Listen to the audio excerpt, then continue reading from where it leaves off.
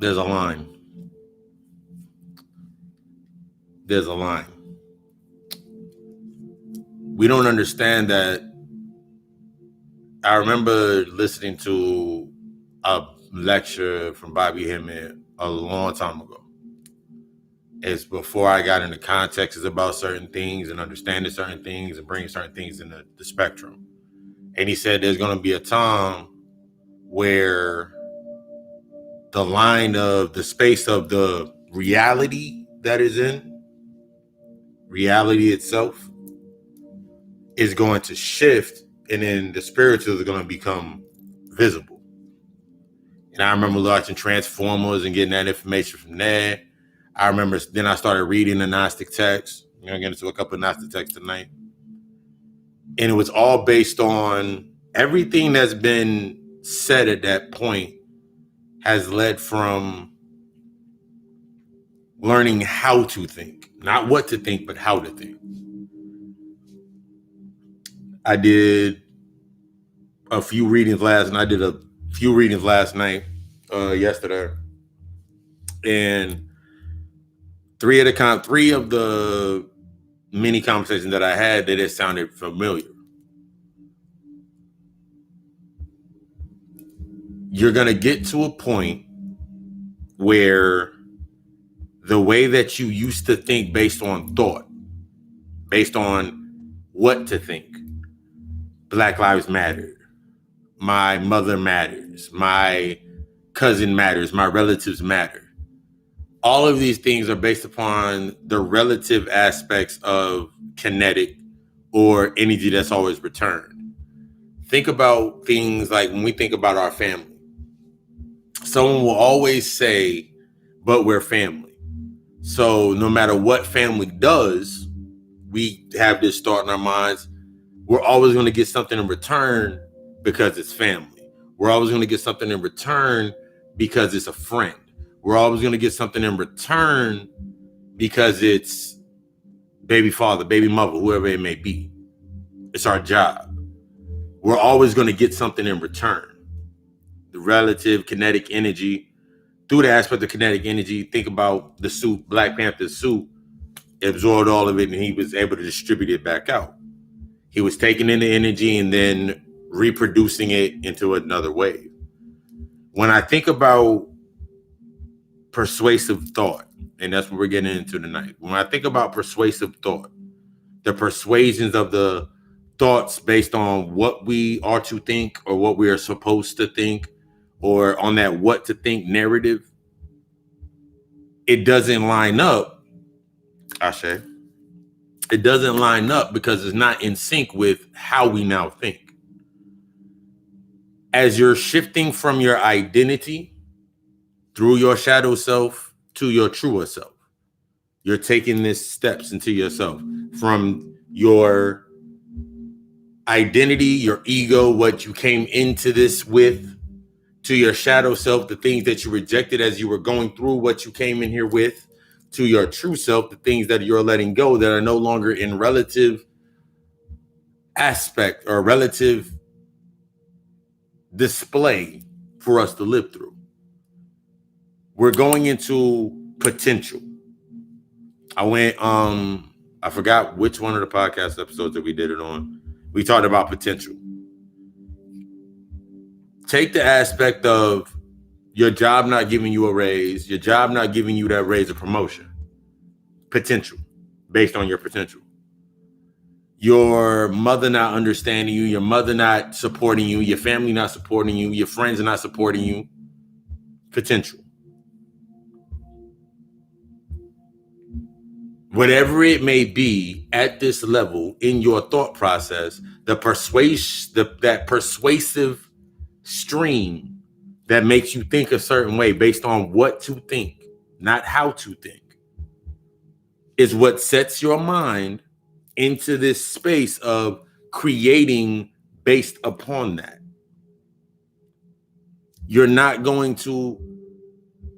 Nobody is going to be able to give you anything at that frequency that you once were on, because you are no longer within the cifras that locked you within that frequency.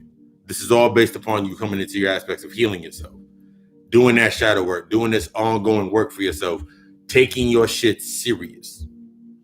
As you're sitting there in your space, for a lot of people right now, Pisces is ushered through the full moon. It's gonna be. I said it was gonna be a very releasing. I said it. Countless others have said it, but I said it in the podcast. I said it throughout the week during Meditate and Elevate. A lot of this shit, emotional releases and feelings, and you in your feelings and you in your thoughts, was based on how to think. Some people out there right now thinking about they're down and out right now, or they're not getting something that they need. They're not getting something that they were used to getting from that space, and they're looking for something based on their identity of what they used to do through the trauma, and not looking at it as, this is now my learning point.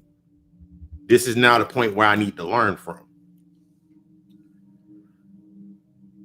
It's a scary thought. I can't lie to you. I remember being in that state. I remember being in those stages where it's a scary fucking thought. It's a very fear-based thought. It's very fearful for you to be in that mindset, be in that thought process. You're like, oh shit, no, how much more do I have to let go? How much more do I have to let go?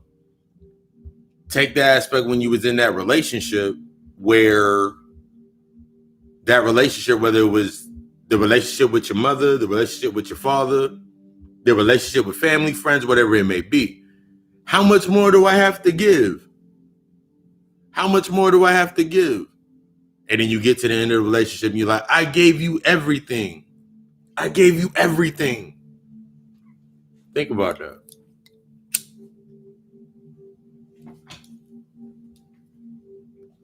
What did you really give? What did you really give within that space? What did you really give? You truly didn't give anything. You gave byproducts.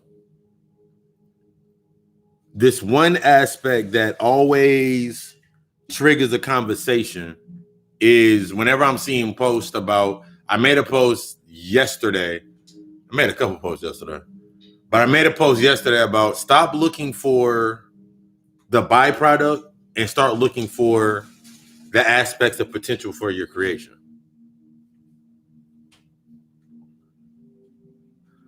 Based on what to think, we think about things in the subsurface level. We think about things in the subsurface level. It's either on the surface or it's very subsurface. It might get under there a little bit.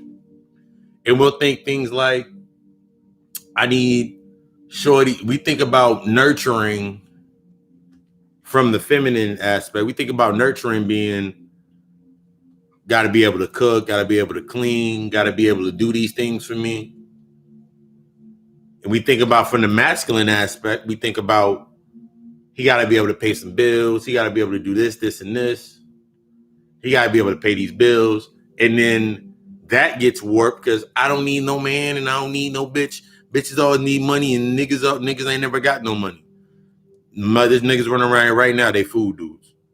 There's chicks running around right now. They the Wednesday schedule, Wednesday, 8 o'clock a.m. or p.m., they come over and their job is to do laundry.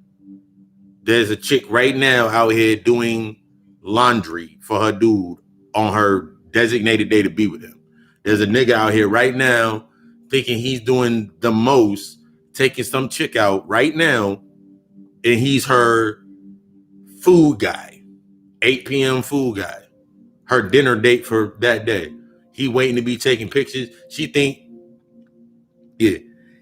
that she's sitting there he's sitting there thinking that she's taking pictures of him, and on the day she's taking pictures of the food. She thinks that she is proving that she is wifey material, and all she's doing is doing his laundry. Based on what to think. We have to come out of this mindset of what to think. We have to start moving in the aspects of how to think. Because coming into the aspects of how to think, that's what we're getting into as we get into this tonight. that aspects of how to think is going to shift and has already shifted that line that we of the visible that is now invisible. The aspect of our knowing based upon our imagination being our mind being able to create and breaking away from our brain trying to rationalize based on what hasn't been healed. Where your ego likes to step in at. You don't have to, at a point in time, you're going to see the line, and then you also have the decision to, if I'm going to acknowledge this line. Remember last week, I got into the aspects of, it's a difference between admitting that you are aware that you were asleep, aware that you fucked up, aware that this happened, and aware and taking. There's a difference between being aware that I need to take responsibility and accountability for my aspects of how I heal from this, and actually putting in that work. Simply saying that, yes, I am simply saying that I've been hurt and I've been hurt. I've been done wrong. I've been oppressed. I've struggled. Simply saying that simply just puts you on the other end of that polarity because it's positive. You are now aware of that you were set in that certain tone. You're now aware. So now you're off the negative aspect from blaming everything or living under it, and now you're above it. But you're on the same polarity. You have to come into the understanding of why was this set the tone based on the knowledge that I take in. This is how the knowledge, when applied, becomes that potential energy for that chaos. Finding that transparency, finding that middle point. We get to a certain point, and it's very hard. It's very hard for some. It's very hard for most. It was very hard for me. I'm going to tell a story about that in a little bit. You know how I like to tell story time. Papa like telling stories. We put ourselves into a certain thought. We put ourselves into a certain thought process to try to exist. Think about the friend or the frenemy that played both sides. Hell, it might have even been you playing both sides, trying to keep everybody whole. You had thoughts about them that are truly reflective of you. When we start looking at certain aspects, remember, we're going from positive to negative. We're no longer in that good and bad shit. We're no longer in that sense of morality. We're no longer in that sense of traditionalism that we have been fundamentally put within based on what to think. The only difference between the person that does it and you that don't do it is the thought process or the jump. That's your only difference.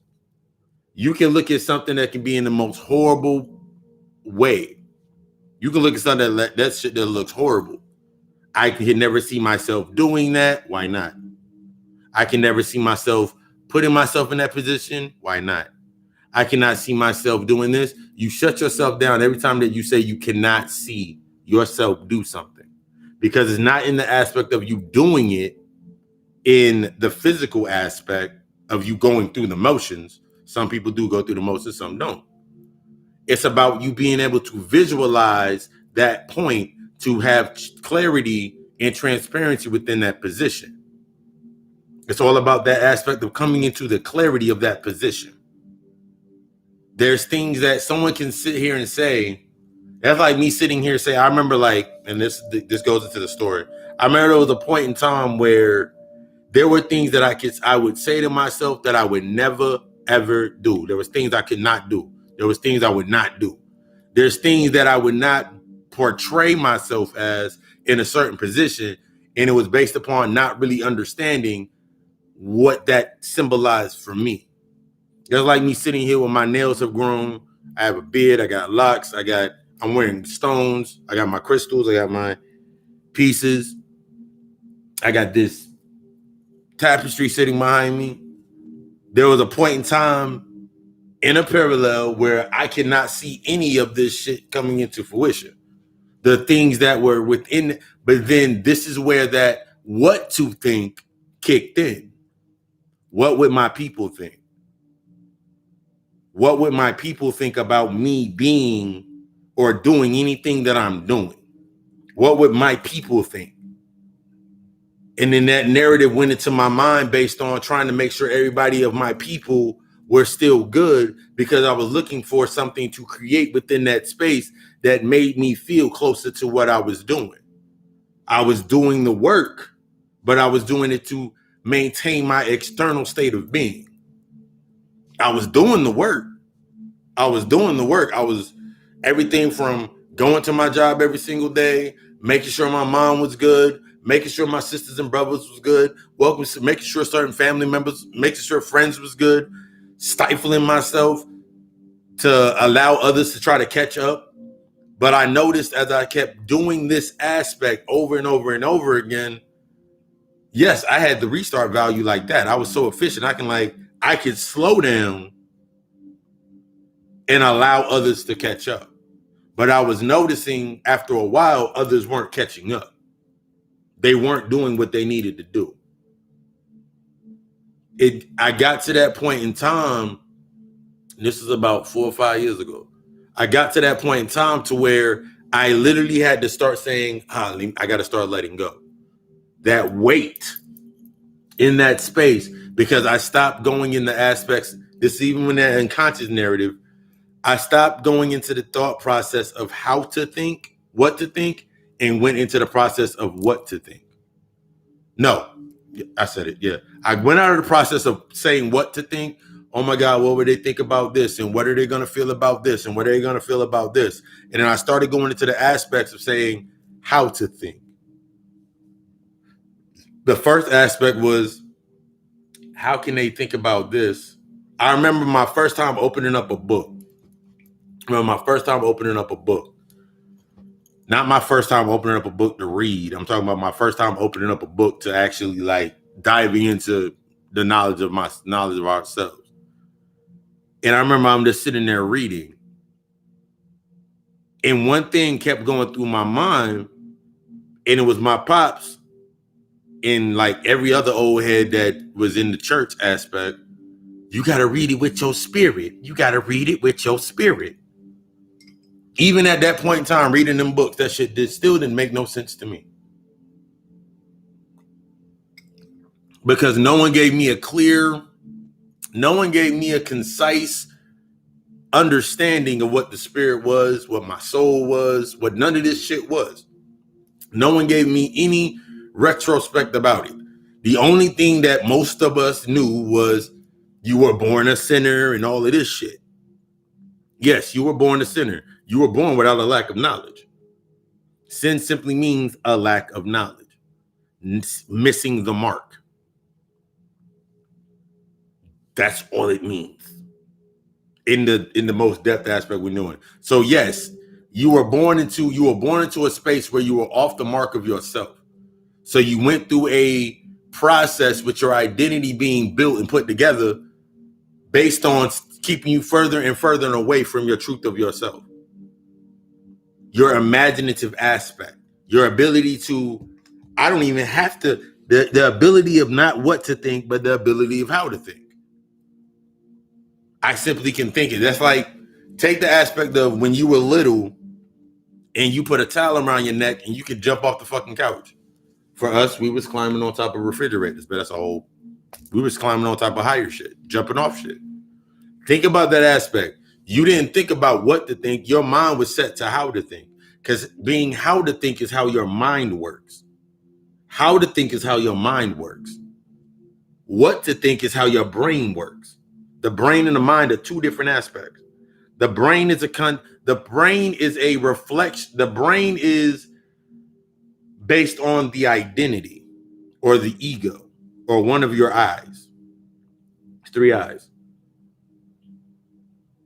It's based on one of the eyes. So it's rationale and logic. It's giving rationale and reason. It's let me rationalize this. Well, it don't make no sense because I ain't never seen it before. Because when you really think about it to yourself, someone can tell you some shit and you'll be like, well, I ain't never seen that before, so I don't know. And then you'll get upset or you'll feel some type of way about that happening. I don't understand why that would happen in that space. Because you had never seen it before does not make that shit true. But if you're based on that what to think module, that narrative of what to think, then of course you're only going to be able to formulate by everything that's within that space that continues that environment, continues that space. So if I'm up, so in the traumas linked to this, those traumas that are being triggered that you don't want to look at, shit just don't pop up. It just doesn't. Need some water. It just doesn't pop up.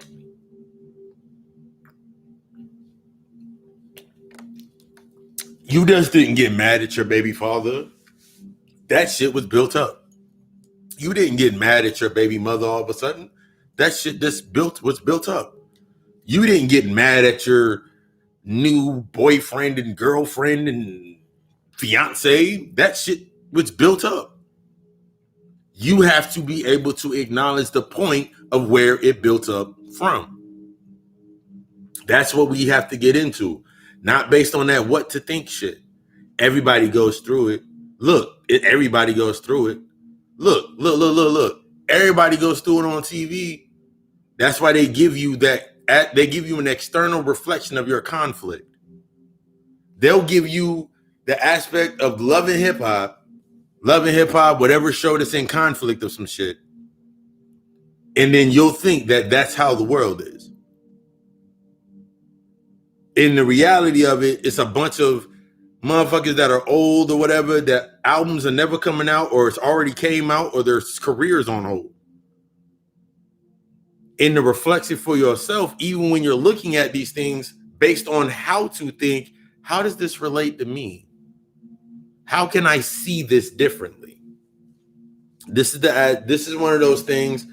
This is the aspect of explaining this shift. That line that's drawn, that invisible line that's put in between of this is now visible, this is now invisible. During one of the readings I did, we had a conversation when we were talking about, there's like, do you look at your Facebook page and you literally sitting there and you're like, you can like go right past a family member, right past a friend, right past somebody on your page that you used to fuck with super hard. And now it's like they're there, but they do not. It's like they're there. They're at a point, but you're not at that point anymore. You can't go back. You're like, you try to make it fit. You try to make it work. You try to keep them within the space, but it doesn't work anymore.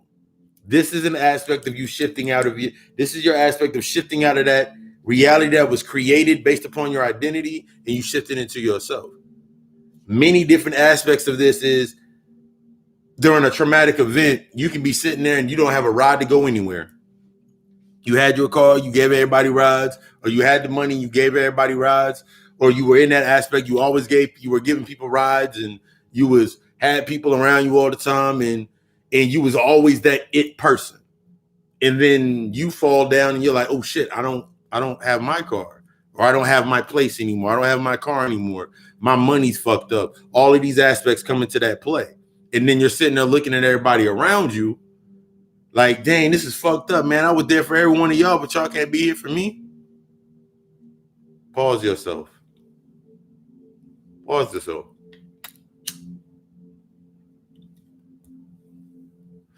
The persuasion of that thought to choose a side. When I get my shit back, I'm gonna not fuck with y'all no more. And on the other side is like, I can never be like y'all. in that moment, in that space, is giving you something to learn from. Why did they have the ability to do what they did with no consequence, no repercussion, no thought process? Get out of karma, get out of good, get out of bad. We're looking at positive and negative. Why were they able to do what they did? Because whether it's unconscious or consciously, they accepted their level of being within that space. They accepted that level of being based upon the narrative of where they were at, and that black people narrative of struggle, that black people narrative of oppression. If I keep your mindset in that what to think base, if I give you constant images of what to think about oppression, what to think about struggle, what to think about money, what to think about what it is to get a man, what it is to think about to get a job, get this, all this shit. If I keep you in that what to think fucking thought process, then of course you're automatically going to accept the persuasive thought to accept that space. You mean I ain't got to worry about my trauma? You mean I ain't got to deal with my trauma? Everybody goes through trauma. It becomes a redundant aspect when you actually start taking responsibility for yourself. When you actually start taking that responsibility and digging your feet in and actually doing the aspects of the work that you need to fucking do, the blame becomes redundant. It doesn't make sense any fucking more. That you find in that middle point. As you're going through this middle point, you're understanding that transparency within that middle point. One thing for me is me being the coach, the counselor in my space that I'm doing, building what I'm building. I know one thing for certain. I know one thing. If I didn't know anything else, I know one thing for certain for myself as when I move forward is that I'm not going to perpetuate or keep the old narrative that was built upon the historical aspects is already been, the historical foundation, the historical intellectual foundation has already been built. John Henry Clark, Ben Joseph, all the way up to Phil Valentine, all these great historians that historicalized our information and brought that to the surface. They brought that down. It's down there. That energy is now in. So we have the history. You go into the aspects of the metaphysical concepts and everything into that nature. You got Phil Valentine, Shabazz, Brother Panic, Bobby Hemmett, all of these aspects. That's down there. Even you throw early Sarnetta, that's in there. What's next?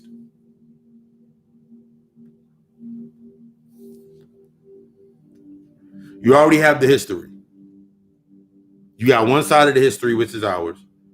Bobby Hemmett came in and gave us the aspects of the history, looking within to actually do the work and the research to look into within the history of what was there, and everything is already ours.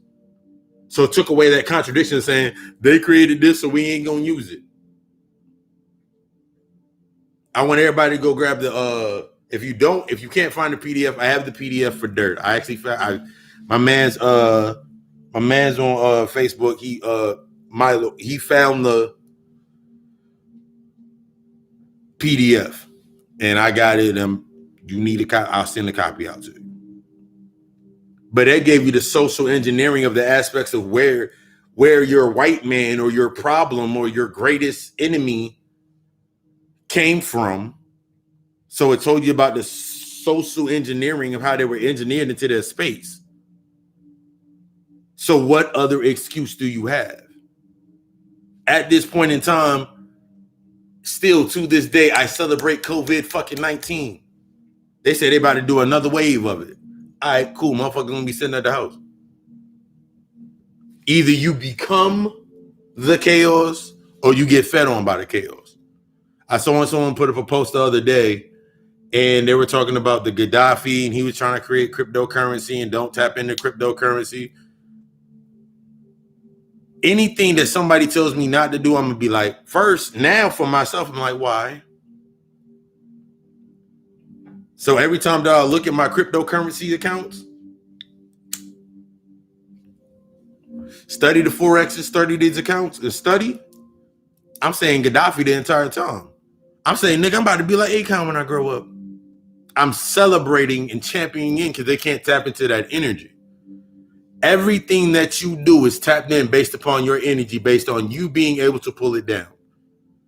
You unconsciously pulled it down to a certain amount of fucking point in time. And now that you become conscious of the energy that you are pulling down, that's why you are feeling different and why people are looking different. This is the aspect when you look at somebody, I see people in the spirit. I see their light. I see people in the spirit. Okay, now that you can see them in the spirit, now you must learn how to cultivate that energy within that space. Now that you see other motherfuckers' light, or the light is dimming you, child, or whatever it may be. Now that you're in that space, now it's time to cultivate that outside of your ego, outside of your identity. You could, like, I came to this side, I was like, I remember I was sitting there thinking, I didn't really understand certain things. I was like, nigga, we smoke, we drink, we shrooms, we do these psychedelics, we do these aspects to step to our higher self and allow ourselves to open up. We do all of these things. And then we start, if your identity and make you think, nigga, you was doing that anyway. Difference. Similar to this pomegranate and orange juice with some gin inside of it. You did things in your identity based upon the imbalances of your emotion. You put yourself into a mindset and you did things based on the emotional concept. You were stuck within your emotions. You got high to escape. You got drunk to escape. So the first thing that you saw when somebody was like, here, take this shot with your ancestors, or we take the shots and we pour to our ancestors, it was an unconscious act of you going there. But since you didn't know how to get there, you didn't do the work to get there. This is what you see now within this space. You see that line of people not really understanding what it is actually to apply this shit. This is what you're seeing now. You don't see motherfuckers applying shit. They have the same old narrative. They have the same old thought process. They have this old mindset based on what to think. The white man is our oppressor. The white man is simply being upset with the white man. And that persuasive thought to, let's all take up arms against the white people. You having that upset thought about the white man is deep. It just didn't happen. It didn't happen. Ding, ding, ding. It did not happen based upon slavery. It did not happen. That anger that you have now manifested based on towards the white man and all the things that they've done and everything that they're doing, similar to Pizzagate and all that shit. That shit did not stem from where you were taught to think where it stemmed from. It didn't stem from slavery.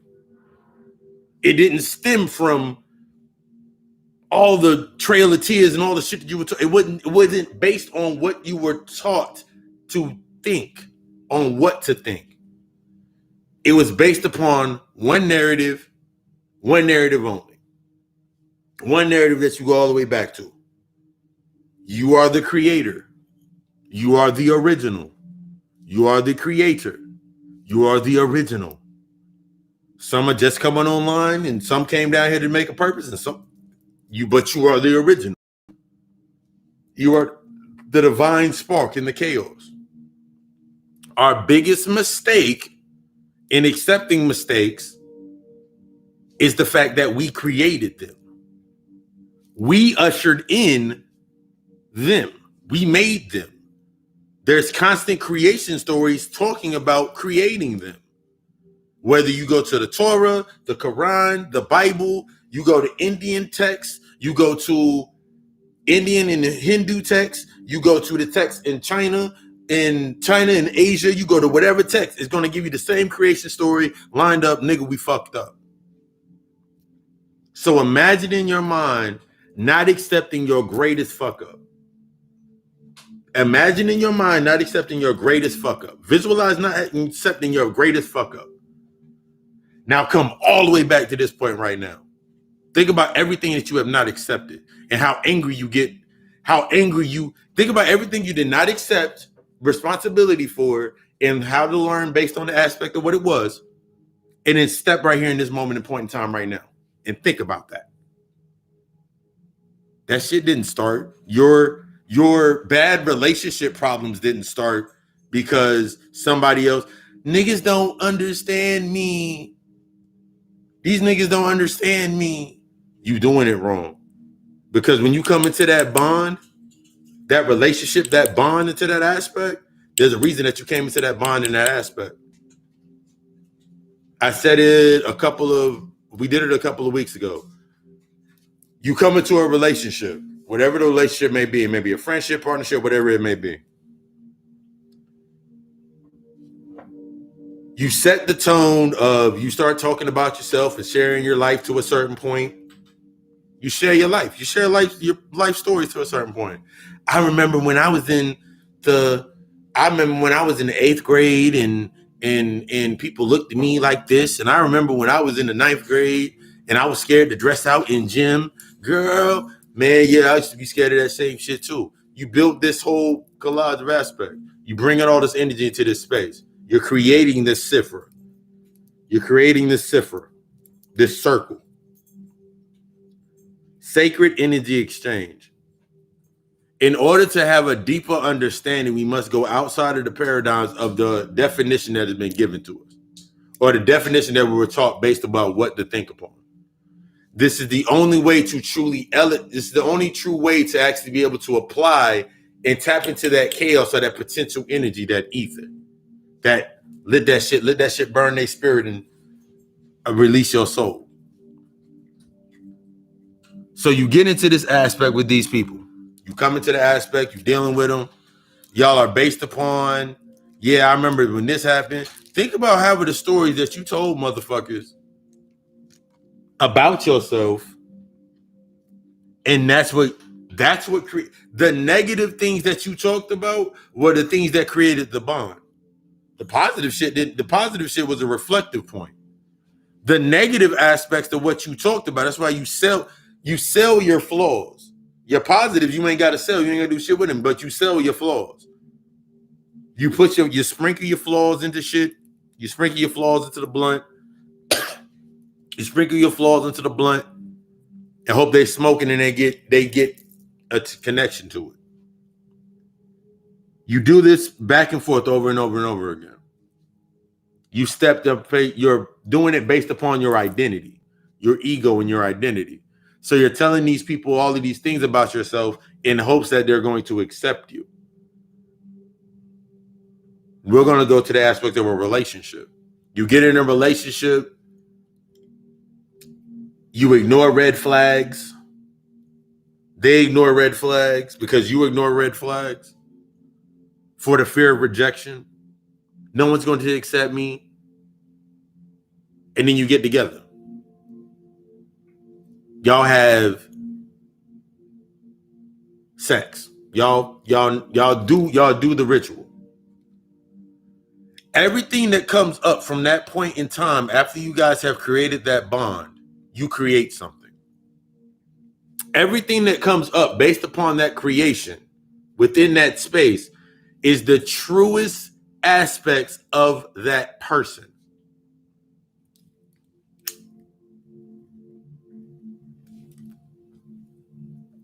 Are the truest aspects of that person, are the truest aspects of that conduit. This is why when we start looking at people and we're trying to make them fit within the fundamental features of our own mind, of our brain, our rationale and logic, because you're still carrying in through the old definitions.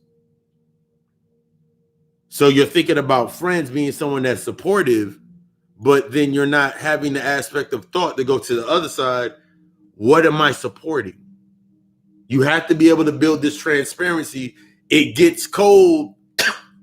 It gets very cold. It's a cold thought process because we're thinking within the humanity or the morality of our reality that we keep them people in that space. Like, oh my God, but we're all black people and we've been hurt and da da da da.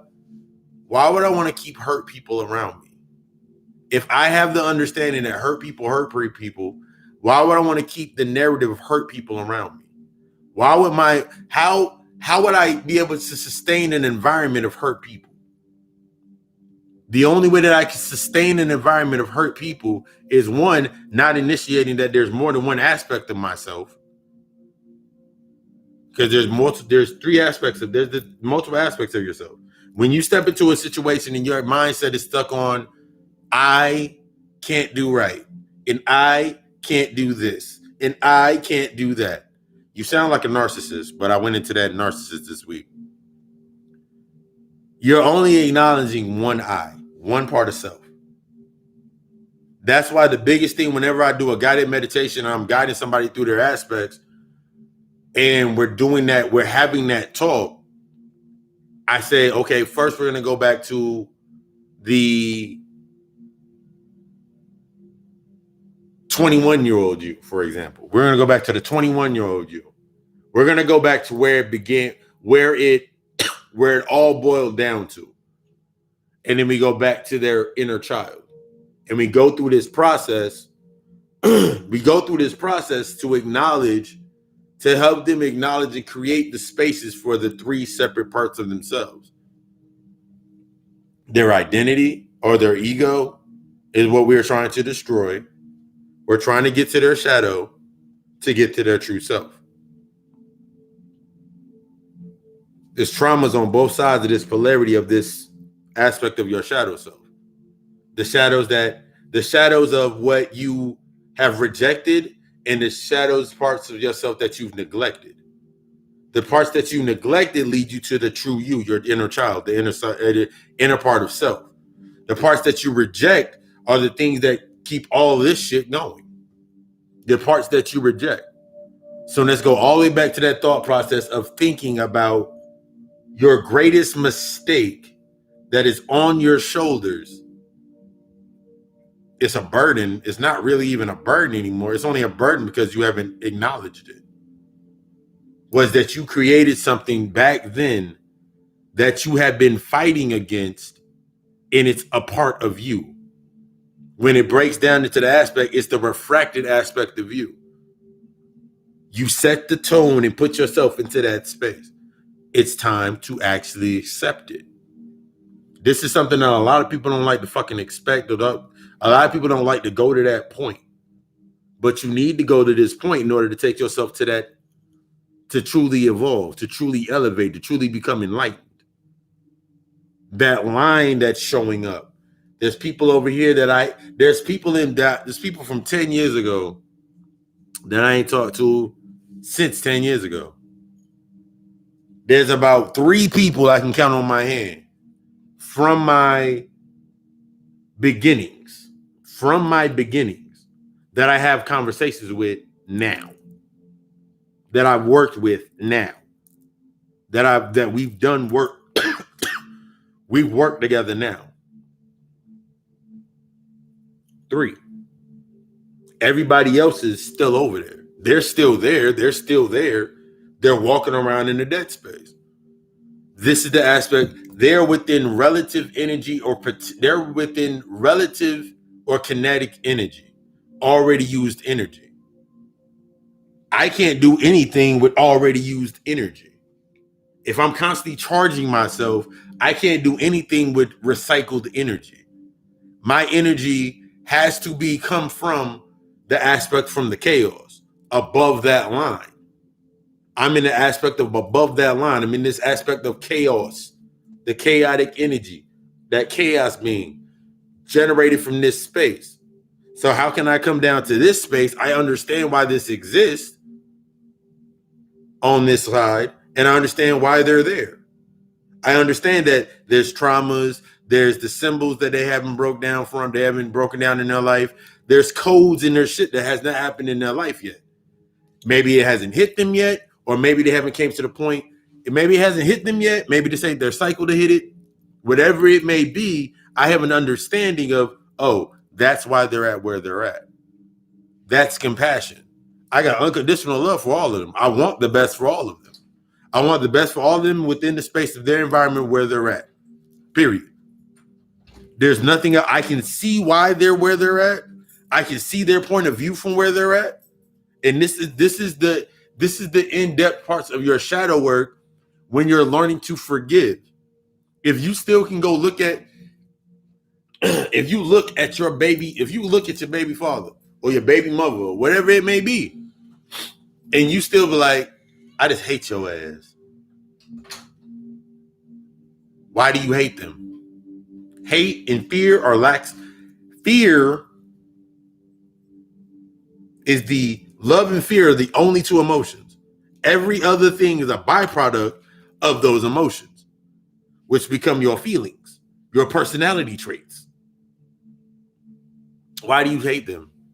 Because you did something to me that I thought nobody else would do. Or you rationalize and make some logical reason. Why did they do it?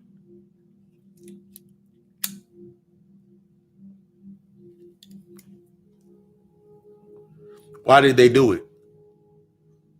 Hell, why did you do it? That's the thought based on how to think and not what to think. It's not going to be based upon this thought process of, I can't believe you did this. I never can forgive you. That means they'll always have power over you.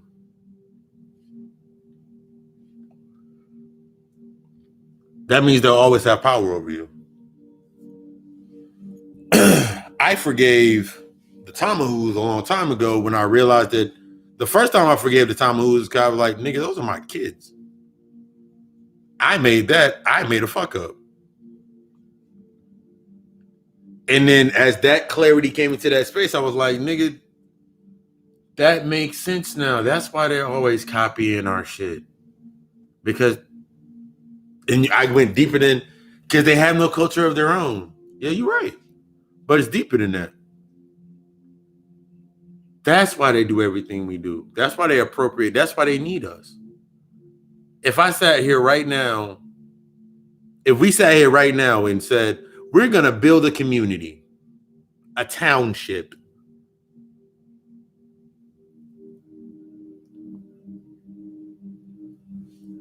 stimulate our economy and our wealth, that's what we're going to do. Somehow, some way, I know how they're going to show up there. We're going to act like we don't. Somehow, there's going to be some white people that are going to slip through the cracks.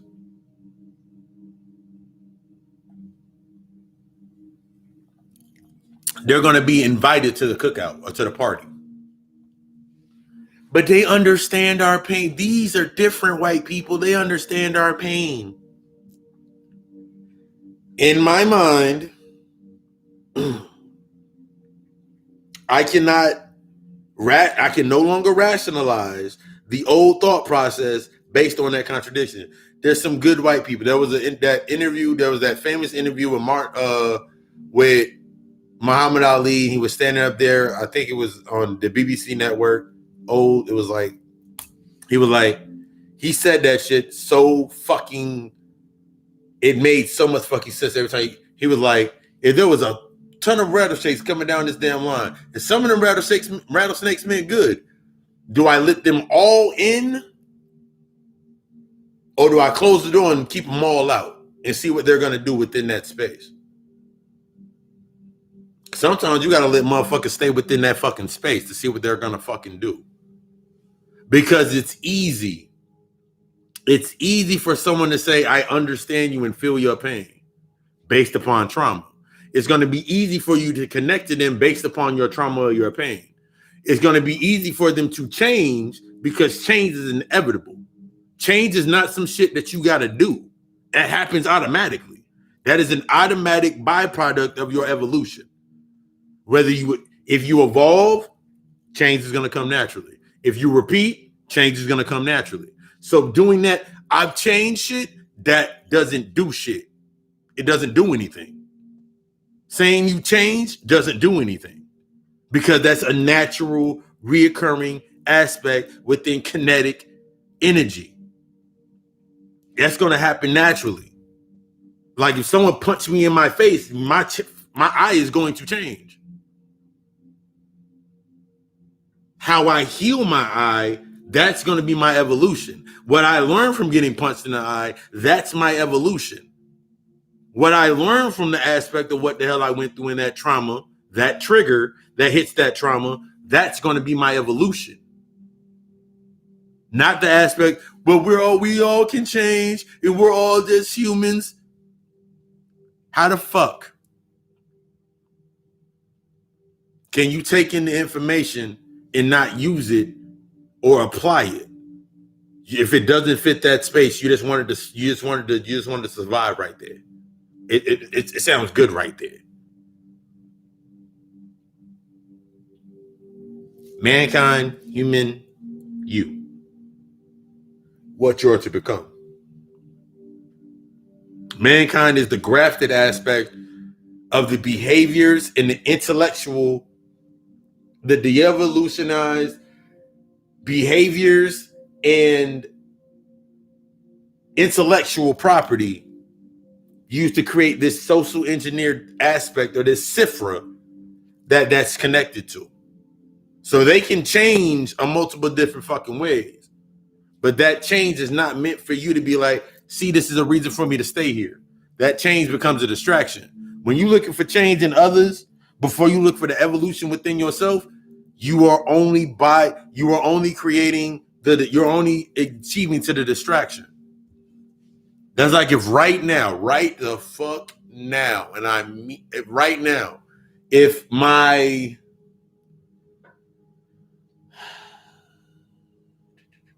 let's go back to when I was 19. 19 was so long ago. Let's go back to when I was 19. And I went through my changes in my first aspects of evolution. Within just thinking out, I was already aware. I was in unconscious awareness. That's like if my first fiance ever came up to me and said, let's talk.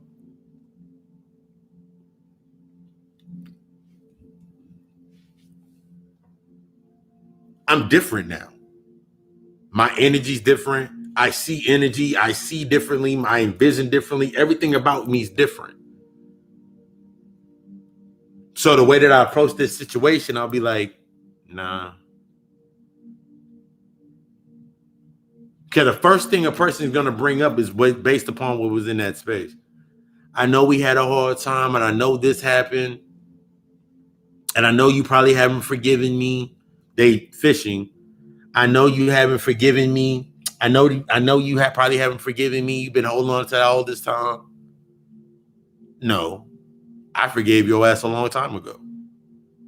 I let go of that thought process a long time ago. I realized where your mind was at that point in time. That's why you did what you did and said what you said.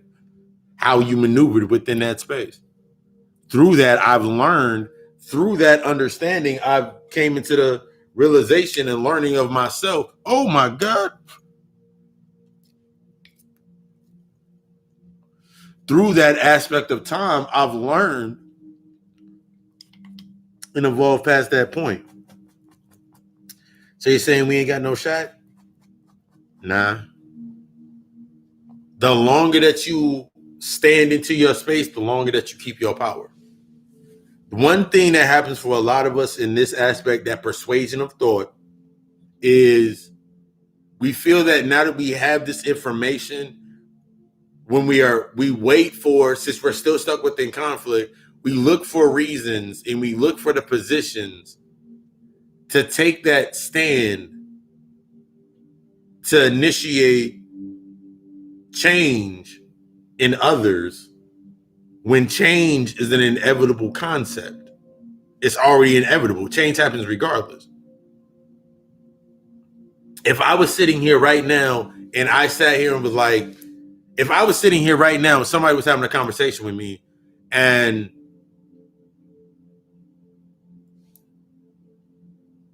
their point of view changed about me, whether they thought I lost my fucking mind or they were like, yo, that shit really makes sense.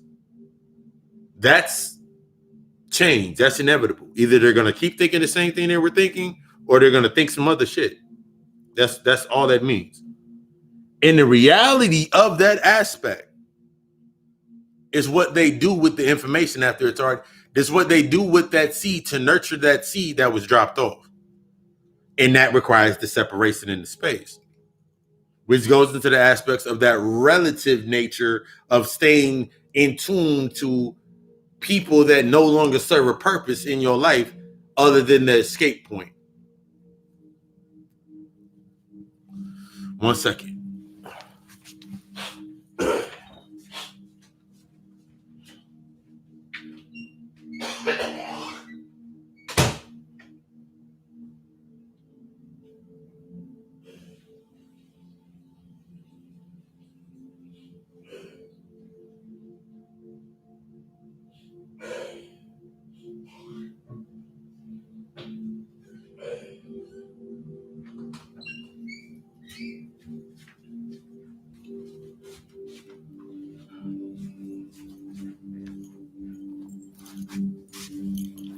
Y'all see my shoes behind me? They're my shoes. I made them.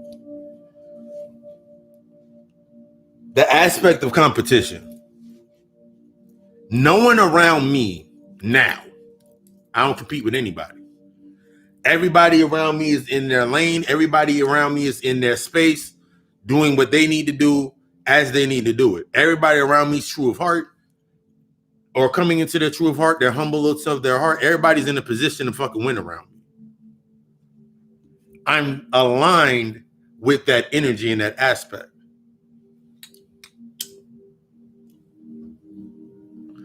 The inevitable thought process of change. It's gonna change. We gonna change. We gonna grow. That shit doesn't. Why are you stuck on change?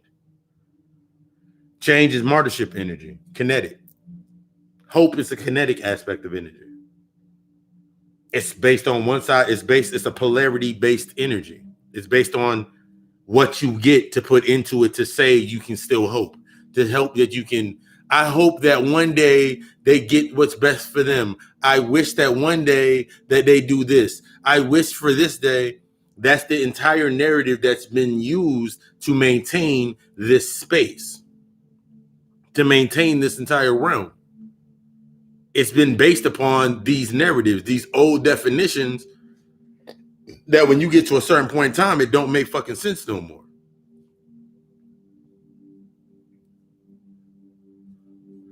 The cold aspects of reality to it, to actually having that thought process, to embrace your chaos, to embrace your higher, to embrace the higher parts of yourself, is being able to look at it from both points of view. Not from this point of view of, I never could see myself doing that, but why was it being done? The first thing, every time that I see somebody transition, Michael Jackson went and bought the same Michael candle. Prince went and bought another candle. The Black Panther shit that happened with Chadwick this last week, not even really thinking about it because I'm always in my works, in my spiritual aspect. I went and bought 2 Sete de Muerte candles. Them motherfuckers was going off yesterday, like the other day. Like my shit was burning around the rim. There was flames was crazy because I was thinking to myself, I was like, I don't have to perform the ritual because I'm already tapped into the energy. So when the energy comes through, I'm already getting that energy. That came from me. I remember February 16th when Black Panther dropped, Nipsey Hussle album dropped, all them albums dropped. When his album dropped, the movie came out. It was on my born date, birthday, solar return, death date, whatever the hell motherfuckers want to say. Came out on that time. Everything from the Nipsey album and what it was in, what it symbolized for me, everything about what the Black Panther movie came out and what it symbolized for me. Motherfuckers at my job at the time were calling me Killmonger the entire fucking time. They were like, nigga, you are Killmonger. I was like, for real? Cool. Niggas call me Killmonger. Did not one motherfucker say you were T'Challa, nigga. Niggas were like, you are Killmonger.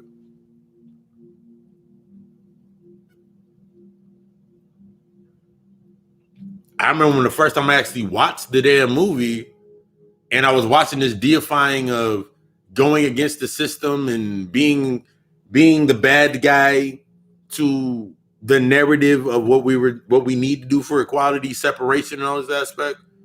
I remember when they deified him, I remember going to sleep.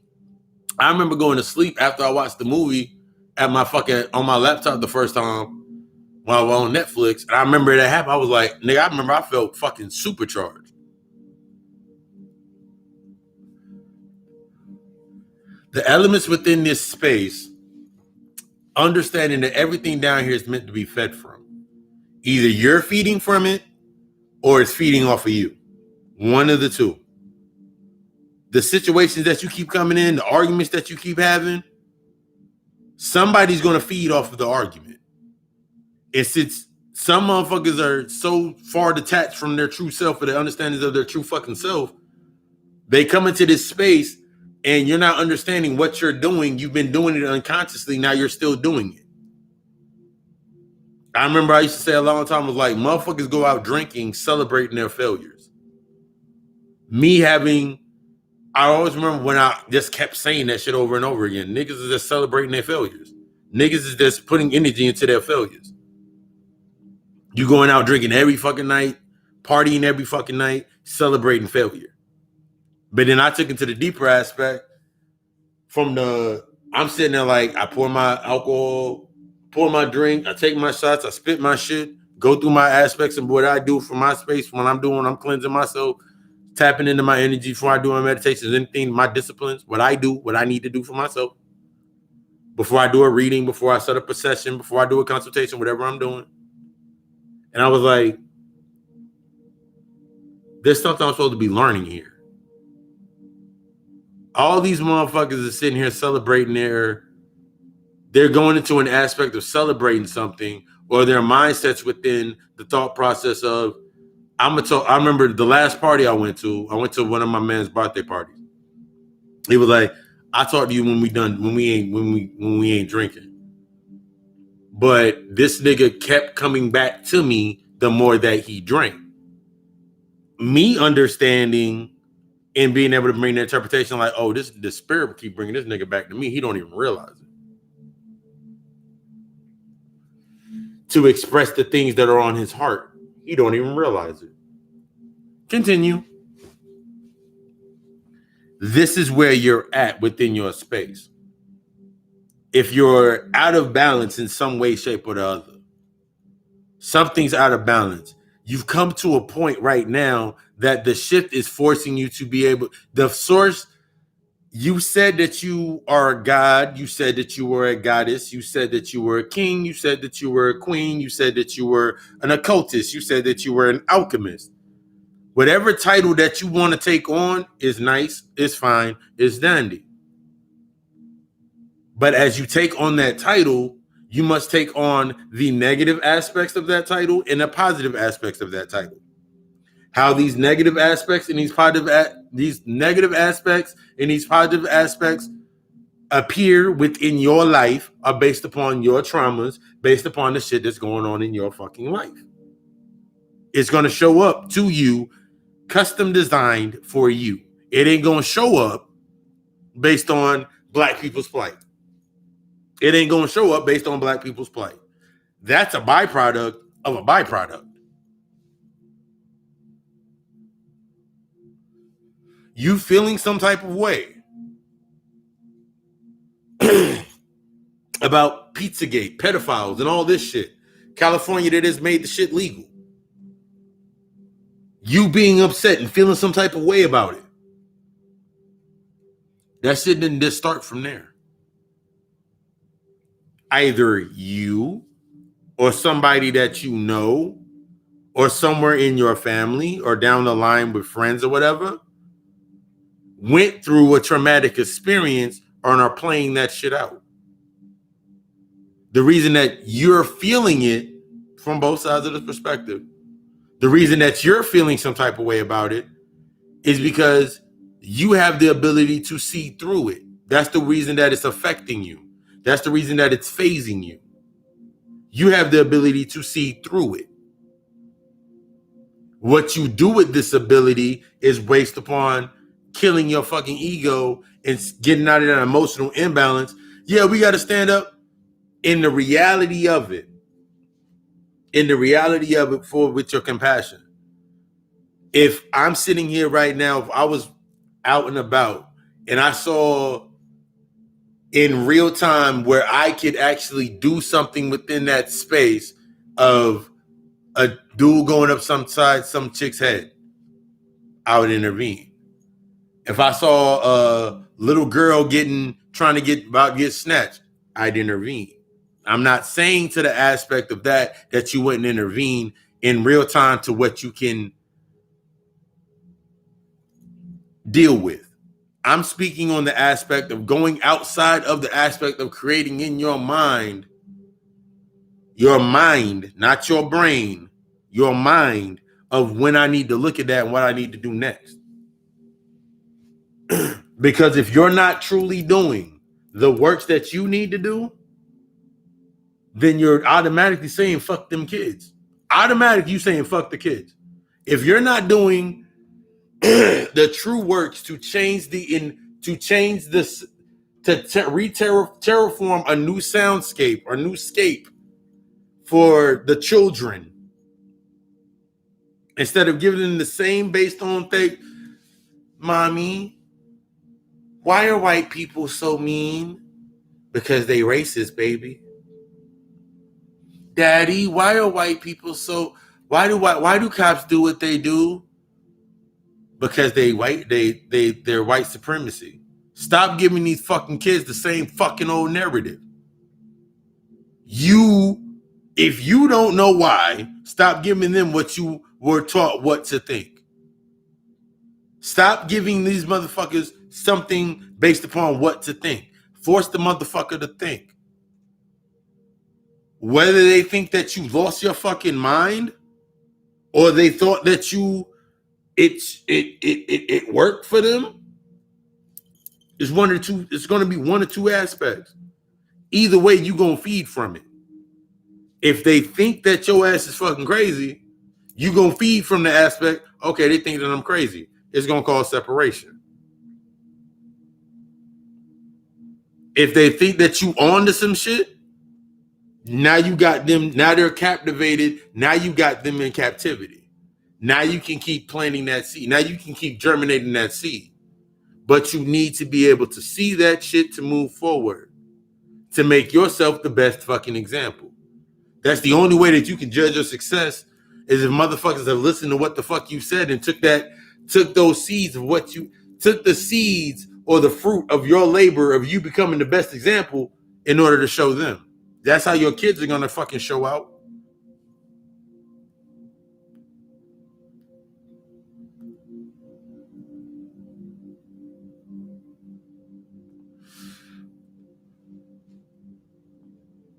But if you stay on the line, if you stay on that line, sitting there on that line, taking your thought process and thinking, man, you know, white people is this and niggas is this and bitches is this and all of these aspects, I share. All of these aspects in your mind frame as you moving forward, creating the next line of motherfuckers that are going on what to think. What the fuck have you created? More unhealed traumas, more unhealed issues. No true evolution, only change. You stuck on the same hope narrative that the civil rights movement was built within, based on the surface level of giving you a space to hide in. The one thing that I've learned from every aspect that has happened, based on it being prophesized, based on it already being written down that you're going to go through the shit that you're going through anyway, is how can I use it to my advantage?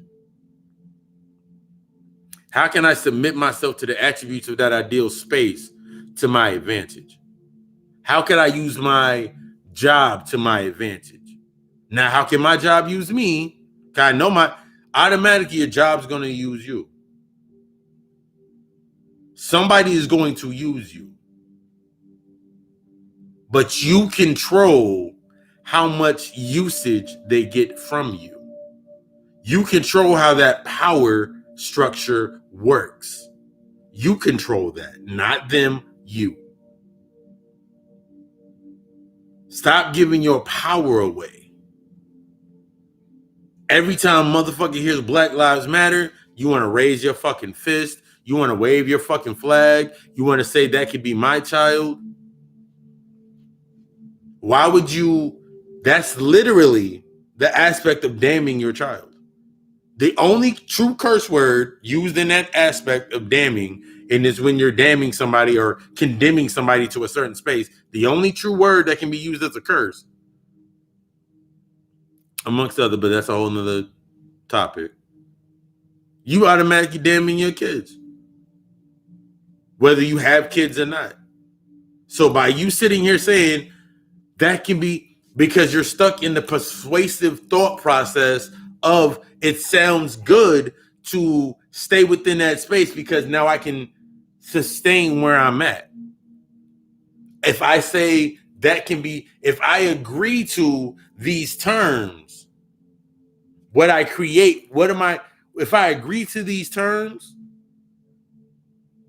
if I agree to this argument, that can be my child, that can be my son, that can be my husband, that can be my wife, that can be whatever the fuck it is. If I say that, then I have to live within that parallel of my mind. I got to live within that space. Why would I condemn myself to living within another constraint? Or if I'm trying to get out of oppression or outside of the narrative of oppression and struggling, why would I want to stay within the narrative of struggle? Why would I want to agree to anything that's created in the narrative or the polarity of struggle and oppression? Why would I want to stay there? If I want to truly evolve, not change, but evolve, why would I want to stay within that position? Why? This is how you think, not what you think. This is how you think, not what you think. When you start activating that how button and asking the questions and stepping out of the reality, in order to shift your entire perspective, you're gonna have to step out of the reality by questioning everything. And not just the surface level shit. I'm talking about the shit that's deep down inside of you on questions that you need to ask. Think about yourself as a teenager.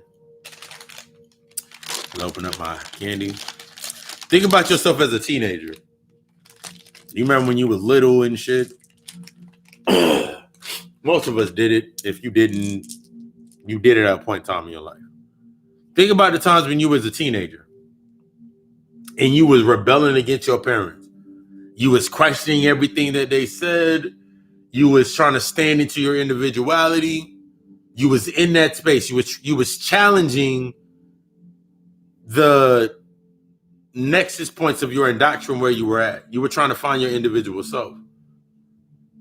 You don't even realize that was actually one of the last fragments of your true self or your God self, your true self coming to the surface.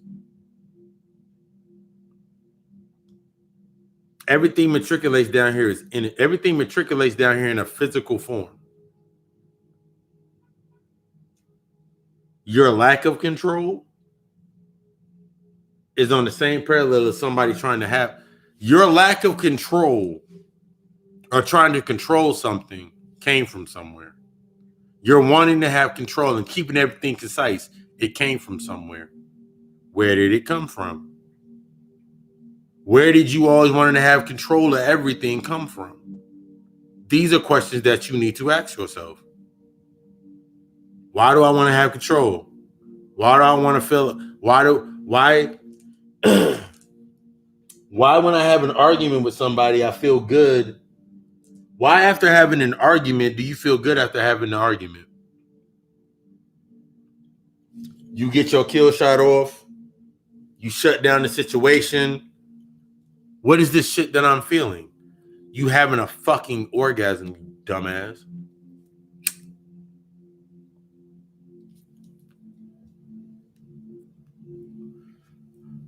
You having a fucking orgasm. That's why you like the conflict. That's why you get attracted to the conflict. That's why when they put the conflict up there, you see motherfuckers arguing back and forth. You've been taught on what to think. The aspect of what to think is if a motherfucker argues long enough and has enough passion, you're confusing the aspect of passion to being love. Love and passion is two different fucking things. Love is the aspect based upon infatuation. So I can get, that's like if I sat here right now and had a bunch of information and I was like, and we were kings and we were queens and all of these aspects, saying all of those things to you. You were kings, you were queens, we were great. The white man is our oppressor. The white man is our enemy. You get attached to that. If you get attached to that aspect, that argument, that stream of thought, it sounds very persuasive. It sounds seductive based on how I'm saying and how I'm moving when I'm putting it together. And now you attracted to it because it keeps your identity intact. It keeps your ego intact. I knew I wasn't crazy. I knew I wasn't crazy for thinking what I was thinking. Stand up even more. We got to get more guns. We need to get an economic plan. We need to make more money. We need to have our own towns. We need to have our own shit. You already did that. So going back to it is going to do what exactly?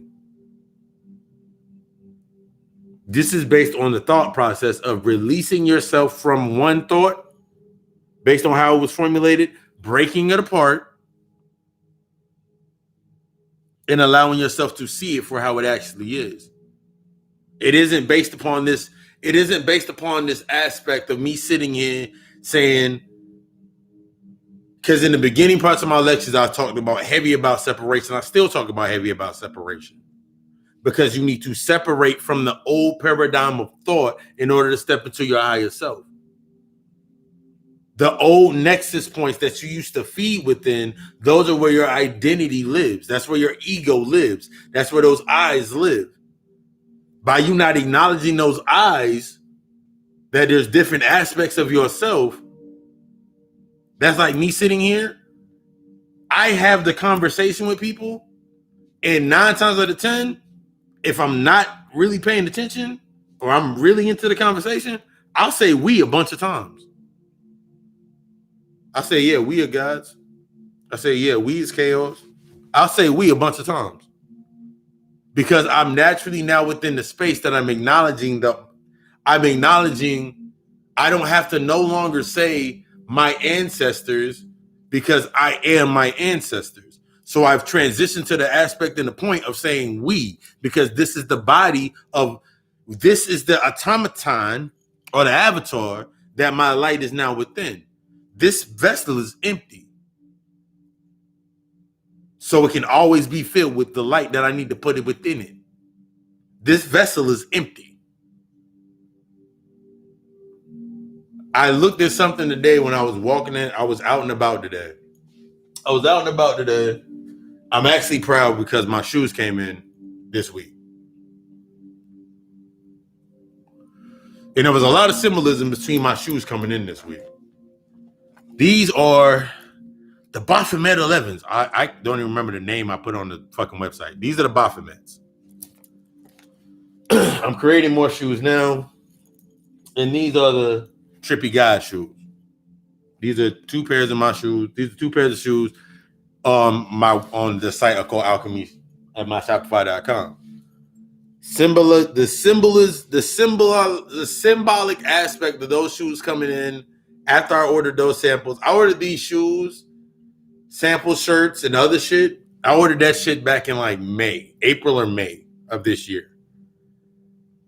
The first pairs got lost in transit somewhere, so I had to reorder they said, do you want to get a refund or you want us to send them out? I said, nigga, send out my fucking shoes. I already paid for my fucking samples. They sent my shoes out this week. They sent my shoes out this week. They came yesterday. They actually came yesterday. I was doing readings and whatever. That morning, yesterday, when I rose up yesterday, did meditate and elevate. Then I did my meditation. And then I was drawn to pull my cards. I pulled my cards and I prayed my spread. And my spread linked to my shoes. Shoes represent my feet, my soul. I put my heart and soul into these shits. I put my energy into them shits to make them shits light up. The reason that they were stuck in transit before, because it wasn't ready for me to make that next move. See, I'm able to, instead of thinking of what to think based upon anger or trying to rationalize, nigga, this COVID, I could have easily fell into the slump of, man, COVID-19 got motherfucking shipments going slow and they trying to fuck up my money and all of this shit. They trying to fuck up my byproducts. They can't fuck up my byproduct because I'm in line with my energy. I'm in line with my currency. I'm in line, my energy's in alignment, so my currency is in alignment. So my money's always going to be in alignment. I don't ever have to think about the byproduct because the byproduct is the byproduct. That comes naturally. That comes as the physical representation of whatever I'm in that space. So I ain't got to worry about that shit. This is where we have to come to. This is your middle point. This is understanding where you're at. We are many. We are magic. This is your middle point. Through this middle point, you have your transparency. You ever noticed if your chakras is out of alignment? Your root chakra may be out of alignment. Whatever, it might be overactive. But you still speaking strong as fuck, so you think that you don't really think about it? Where are you speaking through? Are you speaking through pain or are you speaking through intuition? Are you speaking through the pain itself and transmuting through the pain? You chose a side. Man, I ain't fucking with these niggas no more. I was here for these niggas. That's like me sitting here. There's motherfuckers that, like, once again, there's motherfuckers that I knew about 10 years ago that I don't even fuck with right now. I know them. I know where they at. I know where they work at. I see them on my fake timelines all day, but I have no interest. I remember before I would sit there and I would try so hard to have a reason or look for a reason to say something to them. But now I'm in the aspect, I don't even give a fuck. It's like, I truly don't care. But it's not in the aspect of me being stuck within,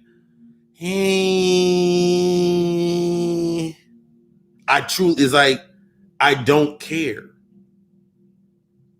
My brother that I've known for over 20 fucking years, his son's birthdays was the other week. I sent the happy birthdays and I went on about my business. There was nothing within me that was like, yo, we need to link up. We need to hook up, because I'm not within the space of telling people, yo, we need to hook up. I'm no longer stepping down from my space. I'm no longer stepping down from where I'm at.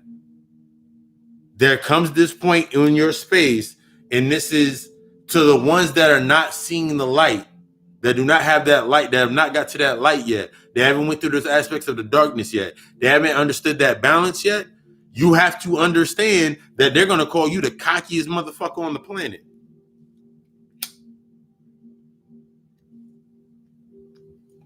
They're going to call you cocky as fuck. They're going to say you're arrogant. They're going to say everything in perspective of their thought process if they were at where you were at. They're going to say everything in perspective to make you second guess yourself so they can get some of your power. Man, you acting real cocky, man. Nigga, I've never been more humble. I've never been more humble. I've never been more in tune. I have never in this cycle of my life coming down here been in the position that I'm in.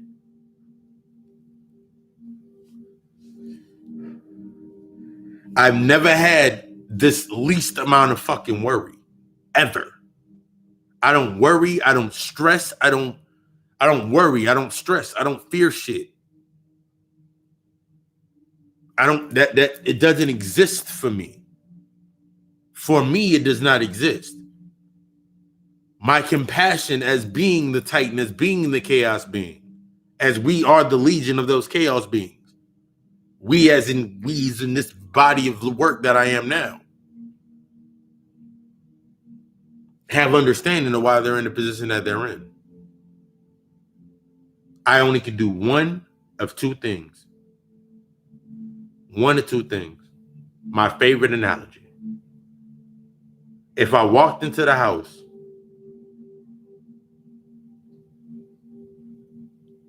and my shorty was in the bedroom and she was getting dicked down by 4 niggas, I can only do one of two things. Either I can air out the spot, this nigga, everybody getting their ass knocked off. Or that's human thought. You're separating yourself from human thought. So I have one or two decisions. Either while they're in there getting it on and they got lights and candles and everything lit up and they doing their gangbang, Bang Brothers shit. Either I can stay there and direct and coach and record the entire event to use that tape for blackmail purposes. Or while they're doing their thing, not even stop them. Grab my shit, pack my shit up, order a room, and go stay in a room somewhere. I got one or two decisions. Either I'm going to go down to that level or I'm going to elevate myself out of that space. Either I'm going to allow the separation for everything to be laid out, or I'm going to stay within that space so it becomes more constriction. Now I've allowed myself to be restricted within a space that no longer serves a purpose for me. Because that's not what I'm about. So why am I there? This is that thought process within that what to think based upon the traumas that spurred off on that place, on that placement, that I'll sit there in the face and be like, man, nah, can't believe she did this to me. And very may well indeed, you may go through that process. My fucking detached ass, I'm not gonna go through that fucking process. Before I sit there and go through that process in my fucking mind, nigga, I can back that process by going through the whole other process. Oh, you had 4 niggas? I'm gonna go get 4. I'm gonna go get 2 witchy ass pussies and do some motherfucking damage to some shit. I'm always, no matter what, no matter where you're at, your mindset is always to go stay within your realm or stay within the space that you're at or always go to the next level. You're staying where you're acknowledge this moment and point in time is giving you the aspect of challenge you where you're at, and are you willing to stay there or are you willing to elevate yourself against everything that's going into it? Remember, change is an inevitable aspect that does not fucking exist. Karma is only an aspect of, I can be sitting here right now. We having this conversation right now. If you didn't listen to this right now, this is how karma, this is how minuscule and mundane the byproduct of karma is. We having this conversation right now. It's 8 o'clock. Wait, what time is it? It's 9:31 right now. We started at 8 o'clock. If you weren't here listening to this right now and it wasn't resonating with you and popping off right now, you'd be going to do something else. Karma in that aspect is, instead of you listening to it today and being able to have something to think on and munch on, you listen to it 3 days later and then it resonates with you to react in an aspect of reacting to something. Instead of now that you have the information, it becomes a potential point for you to now what you're going to do next.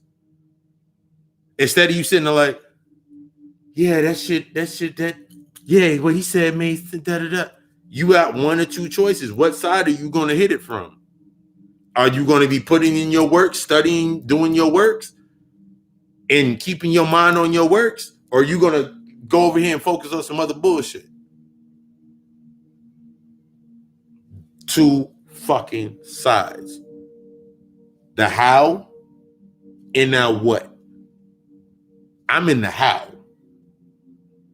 I'm in the how does this work? I'm in the how did that come together? I'm in the how did this, what? I'm into the how aspect of how did that cause make that effect? And if I change that cause, will it have the same effect? I'm in that full occult scientist mode in my mind. I'm always creating something in my fucking head. So the distraction doesn't hit me. I can see the repeats. I train myself when I'm looking at repeats. If you've not seen Sons of Anarchy, I said it this morning for no fucking reason. Walking through the fucking house, I was like, Sons of Anarchy is the entire fucking Nordic tale all over again. Opie was Thor and Jax was Loki, because Jack's dad was way over in Ireland, the ice region.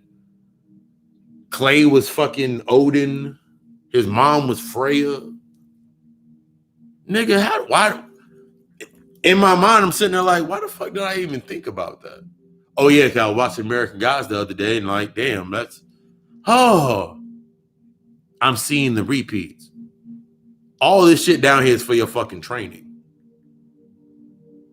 Everything that you're doing down here at this motherfucking point in time is down here for your fucking training.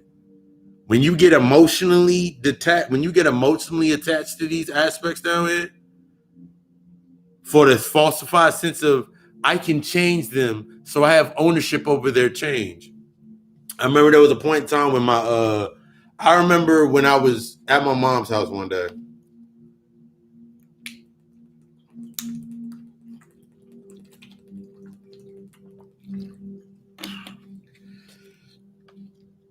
I'm going through 2 cases of water a day by my damn self. 2 cases of water a week, my damn self. My bad. I didn't mean to say a day. It's a lot of fucking water. I remember sitting at my mother's house.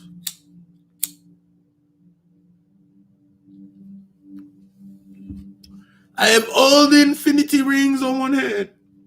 Well, except for this finger. I need another ring. I need more rings. 6 rings. I got 6 rings. Anyway, sitting at my mother's house. I remember having a conversation with I remember sitting there with my mother. We having a conversation. This is a while back. This is when I was vegetarian.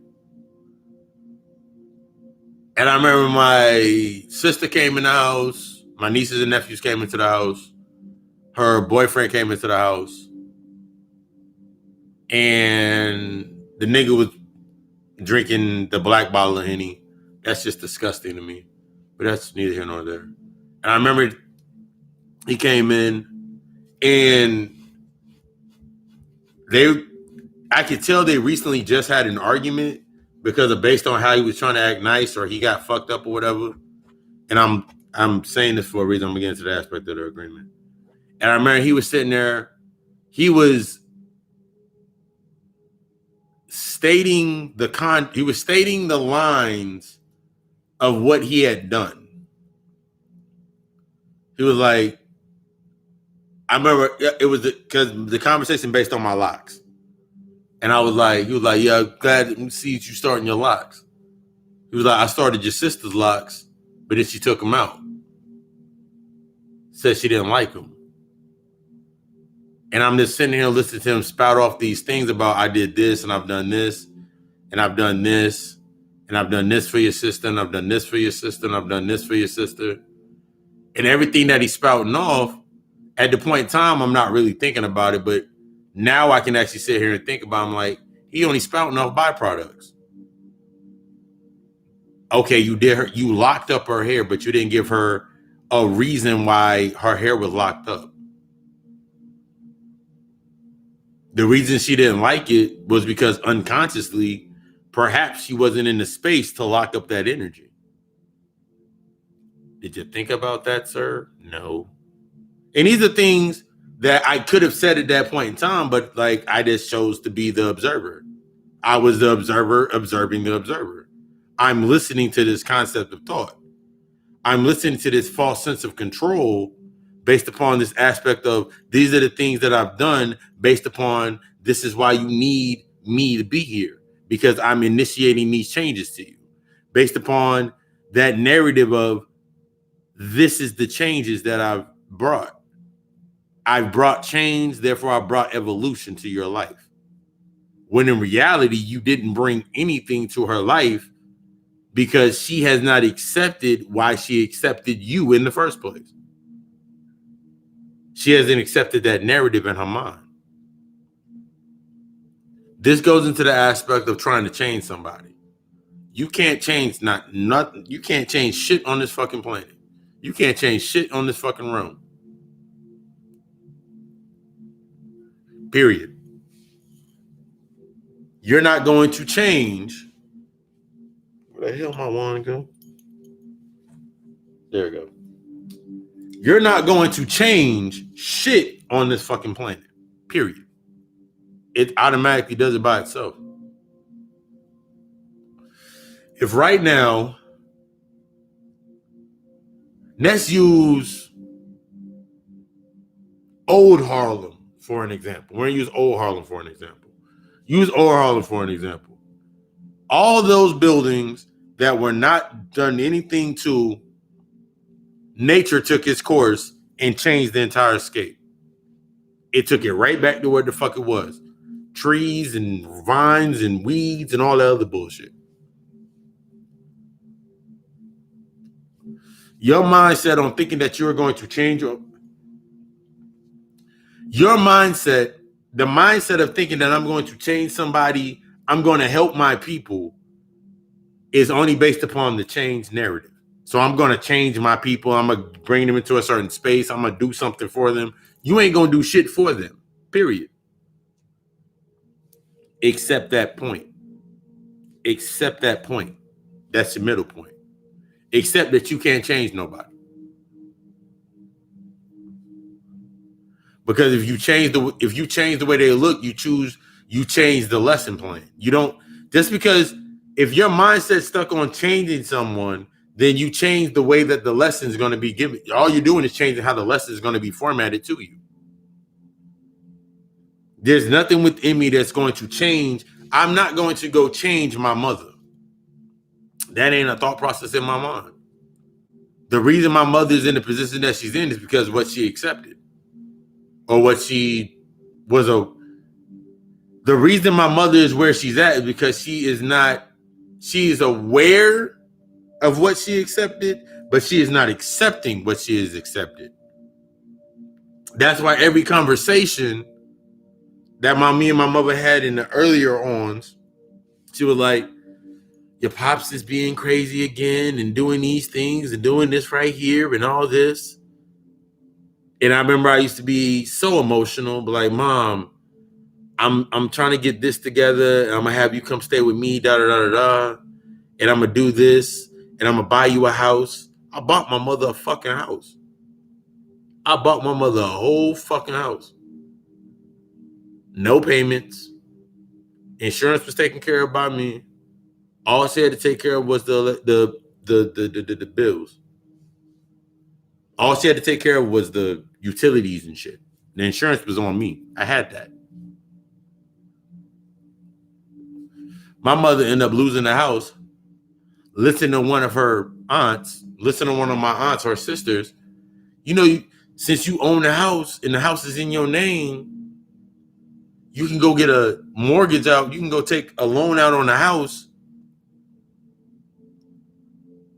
My mother had the thought, she was like, no, I don't think I should do that.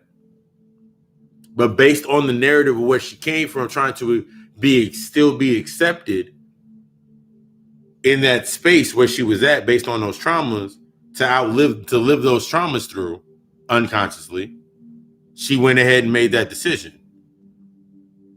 Ended up losing the fucking house. Now she out the house. Now my mom back to renting houses. You can't give people a way out. You can give people the keys to the city. I can give motherfuckers the keys to the fucking city.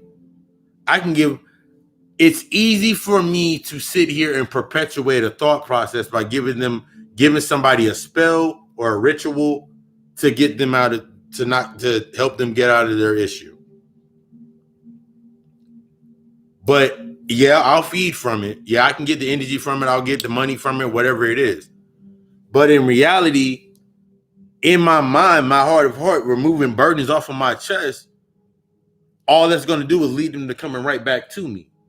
I don't want motherfuckers to come right back to me in the aspect of not learning some shit. I don't want a motherfucker coming to me. I came and got a reading. I get readings from you on this day and this day and this day. By the time a person has had their third or fourth reading from me, they have it comes naturally from them to ask me the question. So what do you, so I'm thinking about getting into readings. All right. The first thing you need to know about reading tarot cards is getting familiar with them compared to yourself. One of the best things to do what you do with the tarot cards, and you look at the tarot cards, have you got your natal chart yet? Do you have your natal chart? Nah, I never did my natal chart yet. Well, we'll do a natal chart analysis for you. Because your natal chart analysis is going to line up to that chart. That's your blueprint. The reason that you're asking, I don't say the reason that they're asking the question. Sometimes I do, sometimes I don't. This depends on the person. Give them that seeds at a point in time. And I'll say, okay, cool. Well, look at your natal chart. And I want you to look at these cards. And one of the decks that I give people is the Hermetic deck. Because the Hermetic deck has signs, symbols, and all of the cards have signs and symbols of the zodiacs and everything on them. But the Hermetic deck has them in black and white in like a large enough format for you to be able to really look at the card. 1 second.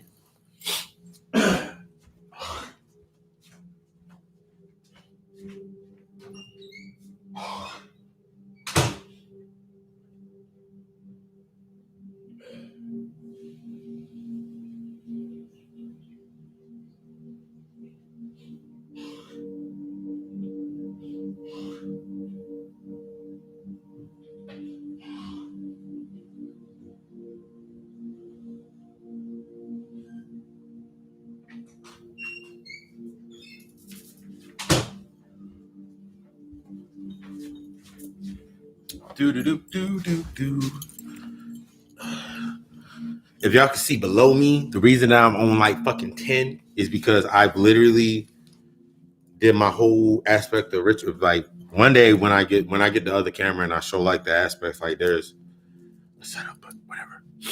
But taking that aspect of the thought process of if somebody's not giving you anything to feed from, they're not giving you information in the aspect of the next time you come to them, you have new answer, you have new questions. And even if you have old questions, you're coming in with a different perspective. Why the fuck are you around them? This is the aspect of making this real and this go away. The only way this is going to go away is when you become it. You have to become these. You must become the attributes of these properties within this space to actually take yourself to the next growth. If I'm over here in this position over here, talking about, yeah, man, we was Kemites and we was Moors and we was all this shit, I'm stuck within a polarity over here. So I can change over and over and over again, but there'll be no growth.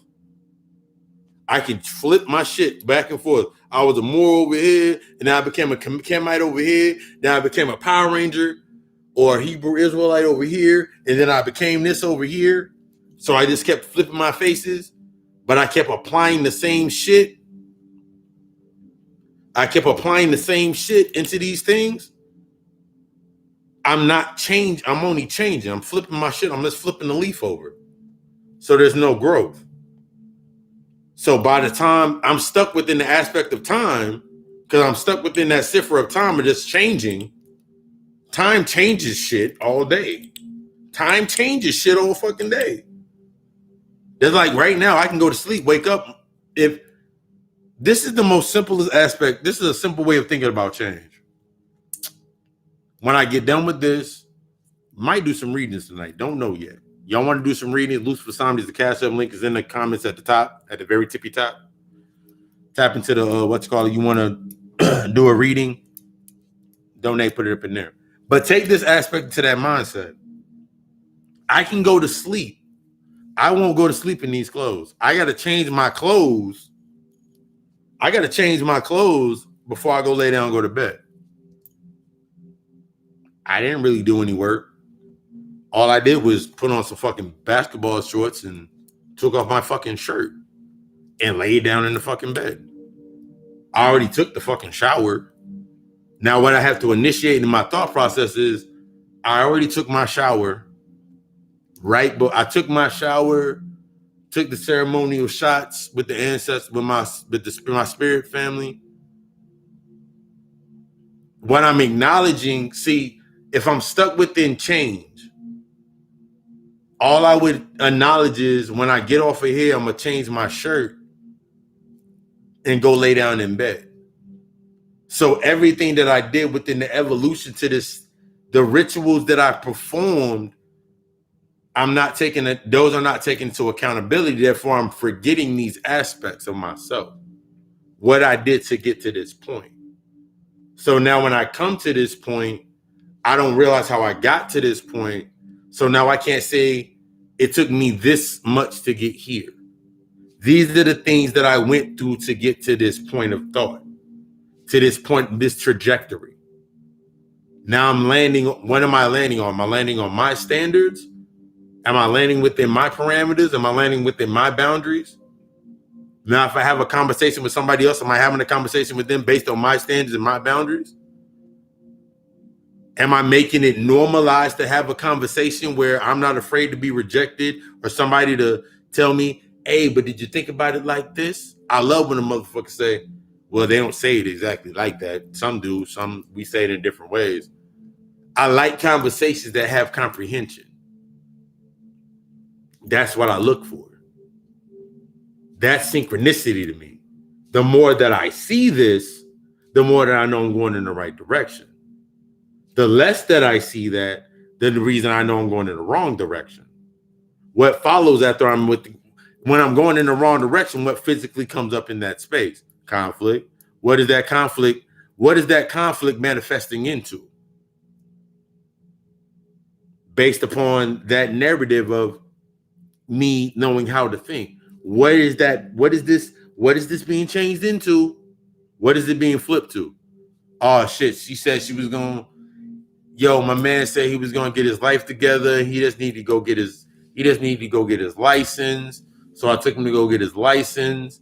We got to the license plate place and the license aid, the DMV, he didn't have no damn money. So I gave him the money for his license, helped him get his license. He didn't have no fucking money for his insurance, so we had to go get him some insurance. He only had 25% of the money for the insurance, so I helped him get his insurance. But I'm stuck on one narrative. Yo, brother, he's trying to change. He's trying to change. Your true change represents your true evolution is going to require a level of solitude that a lot of motherfuckers are not ready for. This shit is going to require a level of solitude that you are not ready for. And when I'm saying solitude, I'm not meaning in the physical aspects of friends, family, and all that shit going away.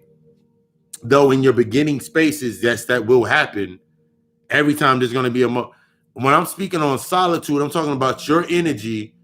You are going to be tapping into your chaos, to your potential, your true potential. You are now centered by your true potential. Your true potential, your true energy in that space is going to burn at a fucking rate that's going to burn everything that is impure to that space. It can't live at that altitude. As this happens in your physical environment, everything that you were once in conflict with, as you're seeing it, as it comes up, that's the shit that you got to deal with. It's like me sitting here. I woke up this morning, feel good. And I did my burning of the dollar bill ritual. I burned some dollar bills. I don't have to go buy ancestral money because it doesn't make sense to me anymore. I'm outside of that point. I had some dollar bills that I had been marinating on the altar. They've been marinating on the altar for a minute. I wrote the stuff on, like, I went because I got led to do it.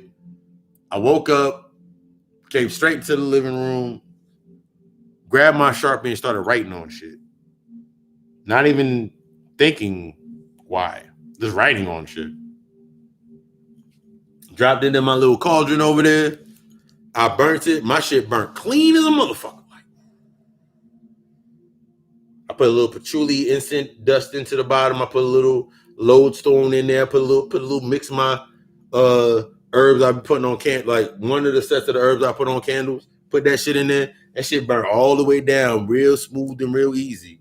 Because I'm focused as I'm looking at it. The only thing I'm saying, like, nigga, that shit's cool.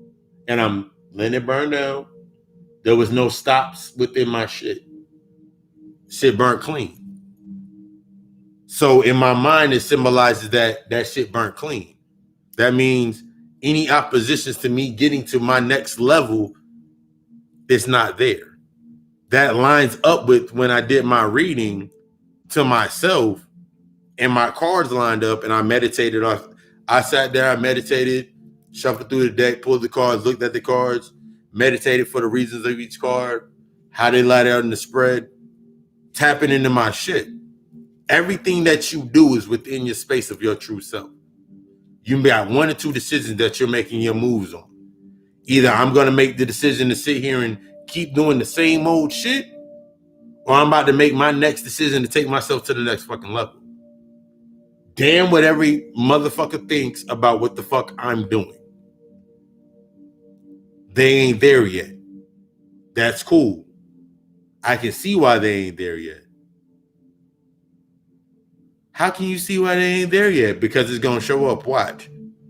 Their argumentativeness, their perspective, everything going to show up the way you need it to show up.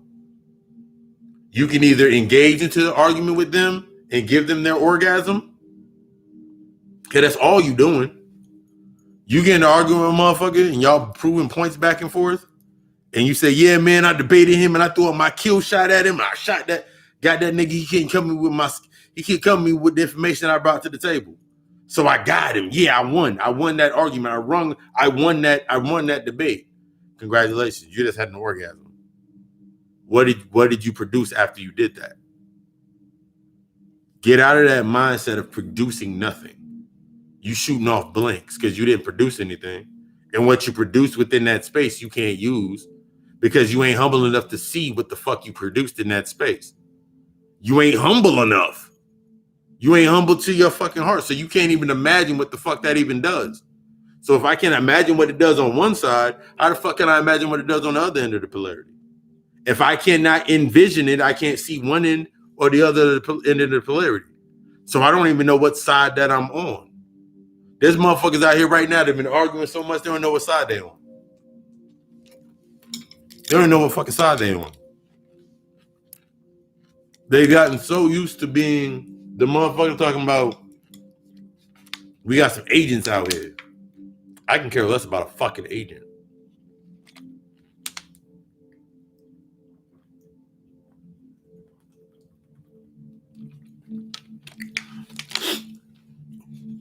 Because to call somebody an agent or whatever that aspect is, you have to put a definition to connect to that aspect. Because in reality, I've already created that space in my mind. In reality, if this is your first time listening or you listening to my lectures for a while, none of my lectures ever talked about white supremacy. Period. I'm not going to waste my time giving my sons and my daughters my energy because I haven't perfected it enough for them to get it yet. Those are my sons and daughters. Those are your sons. Those are your daughters. You created them motherfuckers. What they're showing you is shit that you need to learn about your fucking self. They are a byproduct of you. So naturally, they're going to do everything that's based upon the byproduct of what you are. They're always going to be about money. So now the white supremacy model is to, based on emotional bullshit, every time a white person tells me not to do something, I'm going to go do it. How dumb do you fucking sound?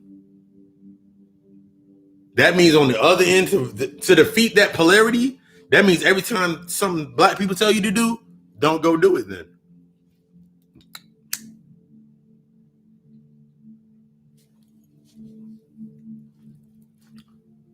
Because that's what you're telling yourself. But if you don't realize that you're telling yourself that, you can't use that polarity to your advantage. Every time if a white person tells me, it's like, to me to sit here on that white supremacy thought process, if a white person tells me not to go vote, I'm going to go vote. I threw out all the intellectual facts that my vote is not going to do anything. I threw all that shit out. That means anything pushing the narrative against me to vote for one thing, I'm going to go choose the side for the other shit. So I'm not going to understand that they're both two parts of a polarity. Therefore, I'm stuck within one side or the other. So I'm being fed by the bullshit Biden spewing out, or I'm being fed by the bullshit Trump spewing out, or whatever other presidential candidate. Or I can make the decision for myself and like, nigga, I ain't voted since. I honestly haven't voted since Obama's first term. And that was like actual first time that I voted. And the only time I did it was because my mom said, because I was like, okay, sure, what the fuck ever. And I don't even think I voted for Obama, to even be honest with you. Like, I think I went in there some fucking manipulative shit and like didn't vote for Obama. I forgot who Obama ran against the first time, but I think I voted for that nigga. Like, just to unconsciously typing into some other energy. The opposing energy. I don't even realize that I did it. I don't even remember, it was so fucking long ago. But your aspect of your mindset and your mentalities of where you're at right now, within this shift of you coming into your space, understanding this new dimension, understanding when people talk about 5D and they talking about there's going to be another wave of corona if niggas don't wear a fucking mask and all this bullshit, all that shit's to sustain this space. All those shits are persuasive thoughts that if you listen to, you gonna grab onto. You gonna create a reason to go against it. Man, Nick, nobody wearing a fucking mask. Man, I ain't wearing no fucking mask. They keep trying to control us. They keep trying to oppress us. Now you over there thinking about, now you gonna go down the line and motherfucker gonna hit you with some shit like, hey, yo, we gonna protest this mask shit. We all gonna go to the city hall and we all gonna go protest this mask shit. Meanwhile, you could have been sitting at the house. Playing Call of Duty in your underwear.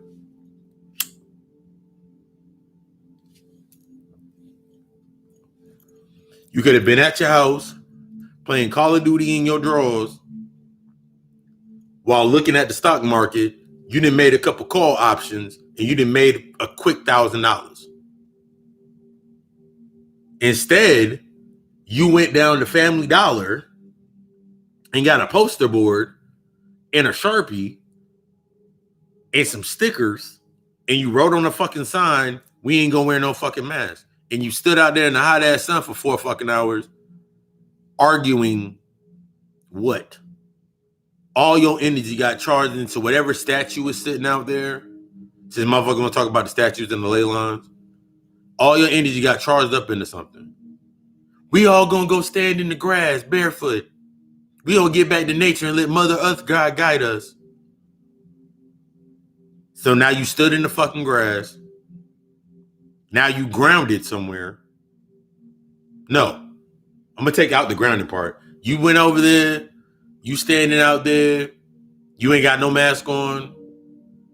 You standing out there with your sign in the sun. You are the energy of the sun. You're the only thing that can absorb the energy. All the facts leave out your fucking mind. So now, nigga, I ain't got no mask on. I'm out here in this sun. I'm out here generating this shit. My emotions is all unbalanced, pointing against this point.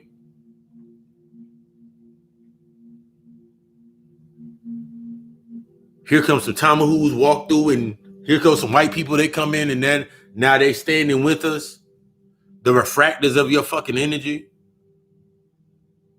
And now your energy bouncing off them into the energy of the purpose, into that your energy is now being funneled into that purpose. The leader of that march, of whatever started that march, is now the martyr. So all that energy is now going into them based on their identity. Because now they're woke. They're conscious and they're woke. And they standing up there with all their ankhs on. They're standing up there with all the power sources on,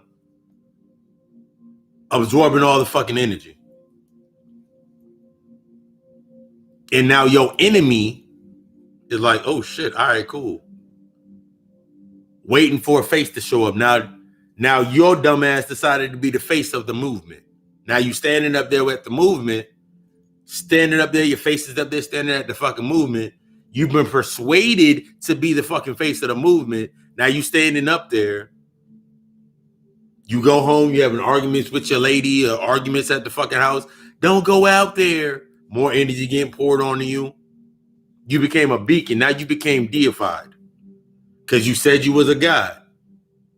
You accepted the fact that you were a god. These motherfuckers were taught by you what the fuck the gods were.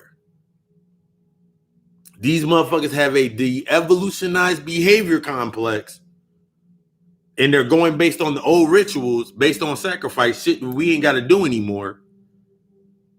And they got to sacrifice something that means something to them. Let's go all the way back when I said earlier, you build that town, white people gonna come into your town, into your little environment, based on they accept what you doing and they fighting for your cause. They need you more than you need them. And now you the martyr. And now you standing up there. Yeah, we going for our people. Everybody standing out there. Nigga put a bullet in your fucking head. Now your people get upset. They mad that you got shot. We need justice for Dante Brown. Whatever the fuck, just choosing names out, pulling names out the fucking air. Dante Brown, we need justice for Dante Brown. He got shot because he was doing a protest. All that energy going up in the ether. Can you deify this nigga? You put this nigga on a fucking pedestal. You deified this motherfucker. Or you would have deified. Now you did. You transitioned. Now all that energy that was based upon you wanting to be in that point, trying to pick a side, whatever end of the polarity that you were on, they know how to tap into it. Okay, cool. Something negative happened, you got knocked off. So something negative happened to the black people, and the black people got knocked off. How do we attach to it? Okay, cool. We bring justice to the motherfuckers that killed them. That's the positive. To that negative event, that's how they pull the fucking energy down. Now let's look at it from the unconscious point of view. You stay around your man keep knocking you upside your head, your man keep smacking you in your face, you and your man keep having arguments. Every other relationship, this happens. Actually, now I'm gonna change the narrative. I want to change the narrative because my man Kev dropped some shit and it was like some real shit. You staying with your lady, she knocking you upside your head over and over and over again. She knocking you upside the head. Every girl you done got with it knocked you upside your head, either for some money or for something. She knocked you upside your head. All your homeboys is like, man, but she got that fat ass though. She got that wet ass pussy though.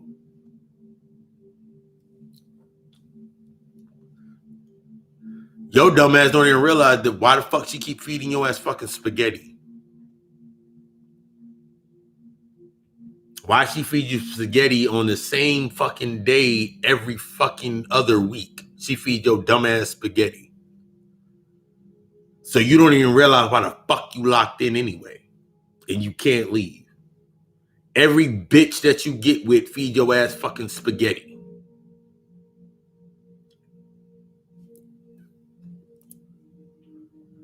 You say you know some shit and you got some information, but you ain't willing to grow. You still doing low vibrational shit. So these bitches keep feeding your dumbass spaghetti. These bitches keep twisting your fucking dreads. They keep twisting your fucking dreads. Every fucking, baby, I'm gonna do your dreads. Eat the spaghetti. So she locked your ass in. You don't even realize because you can't see the shit. You finally stand the fuck up. She let you stand the fuck up to her.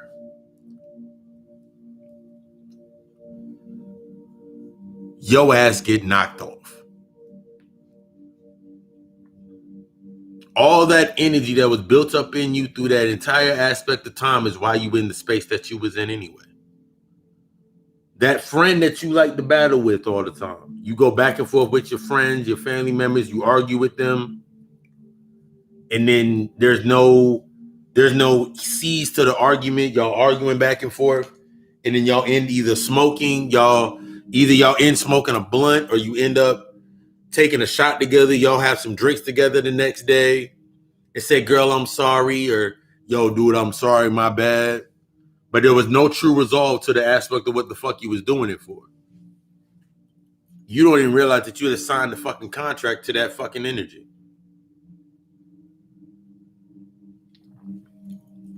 We have to become real with ourselves outside of our fucking identities with thinking this grand scheme of things to help us not take responsibility for our actions. Where the fuck we at? Where the fuck are we doing? What the fuck are we really saying? Where did that shit stem off from? My friend was over here and my friend been going through some things and they good. They good. The person come to me right now and be like, my mom, she actually started reading. She actually read, what's the name of the book? I got so many books I didn't forget. She didn't started reading The Sacred Woman. Can I go talk to her now? If you got to ask the question, your answers if you have to ask the question externally, the answer is automatically always going to be no. I'm going to tell you no, even if it's a yes. And I'm going to tell you yes, even if it's a no. Because I'm always going to initiate questions. I'm always going to initiate in you to have to ask the question to yourself. That's my natural standpoint anyway. That separation is going to be needed. You acknowledging the change based on the image of something that you've already done. Ask yourself the question. When you started reading that book, when you started reading that information, taking that information in, how did you feel? How did you react? Man, I needed some time to myself. I was like, I was taken back. I had to sit back to myself for a little bit and figure out myself a little bit on that shit because I was a little confused. That's your answer. We're going out of what to think and going into how to think. This is the age of Aquarius. The age of Aquarius started in 1997, by the way. So motherfuckers now chiming on talking about, it's the age of Aquarius. It just started. Nigga, that shit started way back then. Why? Because, nigga, that shit came to me. Nigga, I remember the first videos I was looking at was like in 1990s. I remember the first videos I was looking at in 2004. No, 2008 were from 1997. The music was still good. That's why the music was still at a certain vibration. That's why I knew it happened in 1997. You don't pull that type of, the shit that was being pulled down in like the 90s with music-wise, creativity, connections, and you look at the black people in hip hop was wearing fucking ankhs and fucking kente cloth hats and shit. All of that was a reflection of that knowing.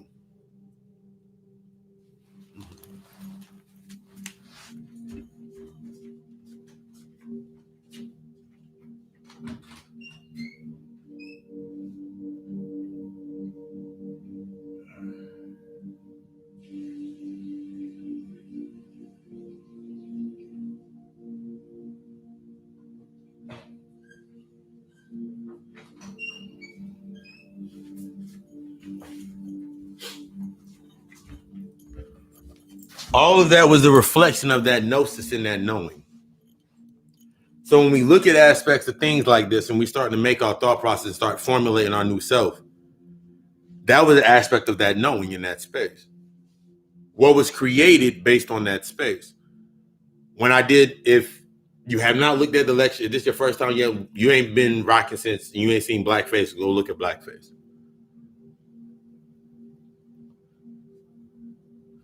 Every level that you come to, that you initiate evolution and the change comes, there's going to be the multiple faces that are the changes.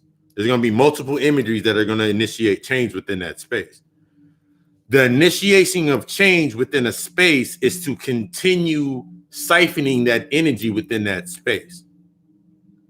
That's why when your friend actually start doing some good shit, you keep wanting, now you want to, that's why when your man do some shit that's actually fucking good, or like take you out somewhere, or do some shit based on they give you a byproduct. They take you to go get something to eat.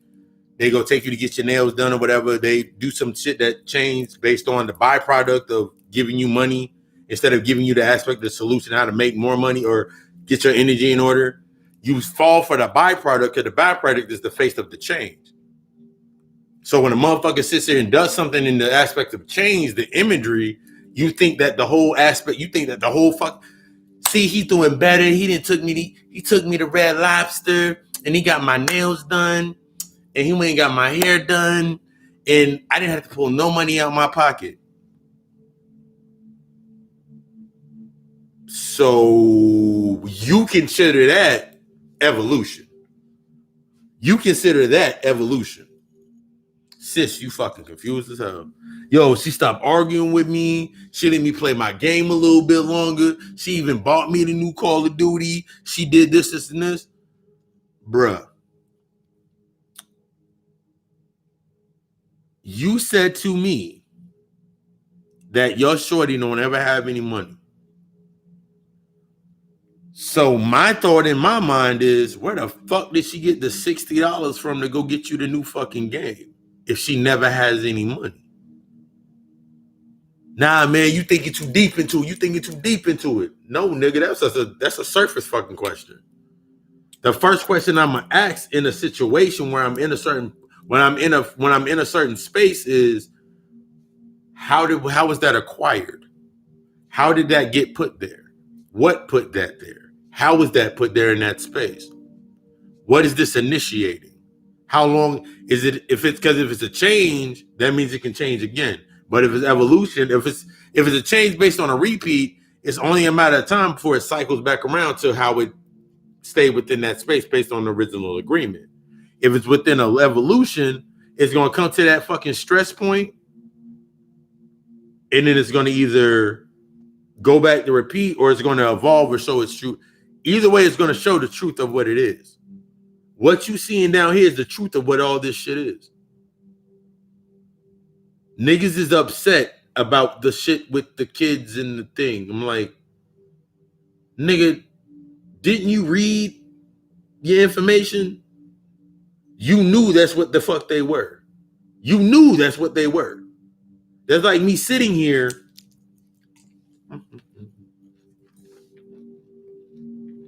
I like me sitting here and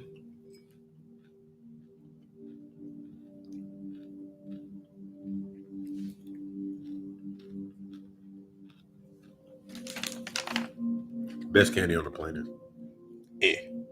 Unreal. It's like me sitting here and knowing my uncle's an alcoholic. It's like me sitting here knowing my uncle's an alcoholic and getting mad when he drink my good liquor. That's like if I was in the position where I know my uncle's an alcoholic and he comes to my crib and I got the alcohol I use for my rituals and everything for my spiritual interfacing, my high dollar shit, and I got my other shit, and he see that bottle and he drink the whole bottle and I get upset. I knew the motherfucker was an alcoholic. I can come up with every reason of why I'm mad. That motherfucker went over to the altar. He saw them candles sitting up there. He saw the candles burning. He saw the incense. He saw everything lined up there.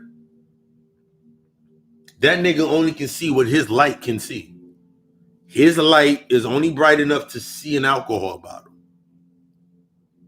So all he can think is if I go off about my business and say, make yourself at home, and his light is only up to a certain level about making himself at home, he see an alcohol bottle. At my house, I drink all the fucking time. Ooh, that's a bottle of alcohol. Let me drink it.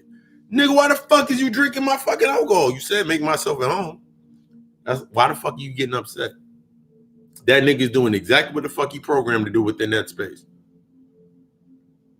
So anything outside of the program that you're expecting triggers the trauma of what you should accept. Why the fuck you getting mad? Why you mad, bro? I ain't never mad. I can get irritated. Spirit to put me in a mood where I gotta be to myself and close to myself. Nigga, don't say shit to nobody. You gotta accept this download. Similar to this malachite hanging out of my fucking bandana if nobody realized what the fuck that was. I can get upset, but the way that I get irritated or it's based upon me now reading my body, reading myself differently. I read myself differently. So if like my foot start bouncing like this, at the point this is an unconscious twitch, I know this has something to do with my aspects of my higher self. Why is my leg twitching? Right now I'm forcing it to do it, so it's weird. Why is my leg bouncing? I'm getting closer to myself. Why is my leg bouncing whenever this person's around me? Why do I feel this sense of I gotta walk around the room whenever this person's in the space? You're starting to understand yourself, come into the spaces of yourself, understanding yourself, coming into the realization of what the fuck you truly are, embracing what the fuck you truly are. How is that distraction going to take me away from doing what the fuck I'm supposed to be doing? Until it becomes a program in your subconscious mind, till it becomes a program up in here, it can be distracted. Even after that, it can be distracted, but it's a whole different aspect of distraction. Nothing can stop us from doing our normal day-to-day rituals and the things that I do. I went through the aspects of going through the discipline of doing it externally to recreate the external environment. And now my mind frame is now in that space of now it's in my head. I do shit unconsciously all the fucking time. We came back from the fucking store.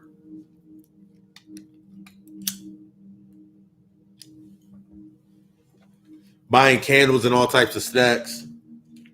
Found my black sage. We found black sage, all that good shit. And I had my wand attached to my belt loop in my pouch with my stones hanging on my hip. I unconsciously took this off, set it right here on my the ottoman that we're giving this beautiful talk from. Sat it there and I was like, nigga, when the fuck did I do that? I'm literally outside of the space of time. But now it's, instead of me sitting here trying to wonder why I did it or when I did it, based on what did I do that for, it's like, how did I do that? That's the mastery of your potential energy. Potential is based upon the how. Kinetic is based upon the what. The what is the cause. The potential is, I did that. Take it the other way around. The potential is the effect. The how is the cause. If I do this, it will cause this. Oh, that's what I'm now studying. This is as you're studying yourself. So if I do this, that means, let me see how far I can push myself in this. Since I have no limits in my mind, what am I limited in? How have I limited myself in this area? When you come into certain situations and you're wondering why you weren't getting support for a certain thing, most of the times it's showing you how have you limited yourself to this. Why are you limiting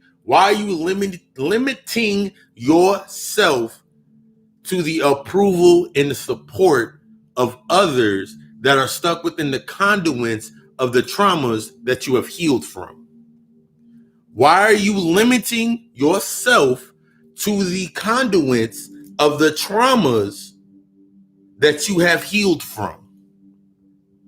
How can I expect support from motherfuckers that are still going through what I have healed myself from and have compassion, what I truly don't care about? Why would I lower my energy, lower my frequency down to that space? Now, when it comes into lowering your frequency, never do it. But you must learn. This is in the aspects: psychomancy, mind control 101, psychomancy, mind control 101, psychastria, all great books, and the understanding how to create the body of light to move within that space.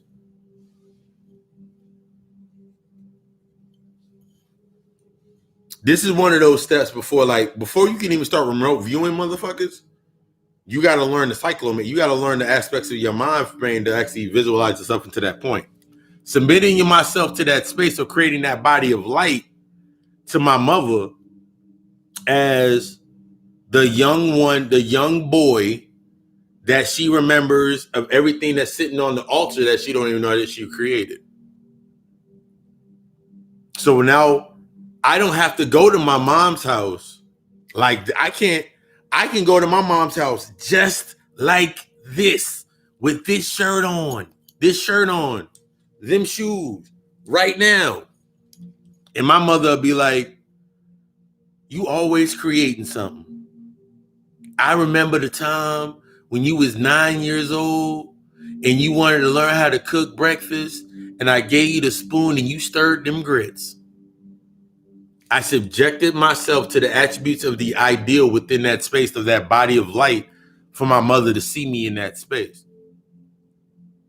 Now, whatever I say in that space is going to translate to her through that body of light.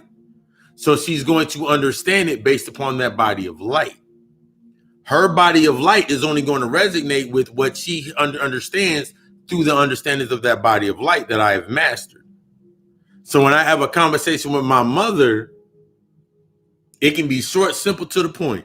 Me and my mother's conversations are the last conversation I had with my mother was, you too old to call home? As I'm playing with buttons.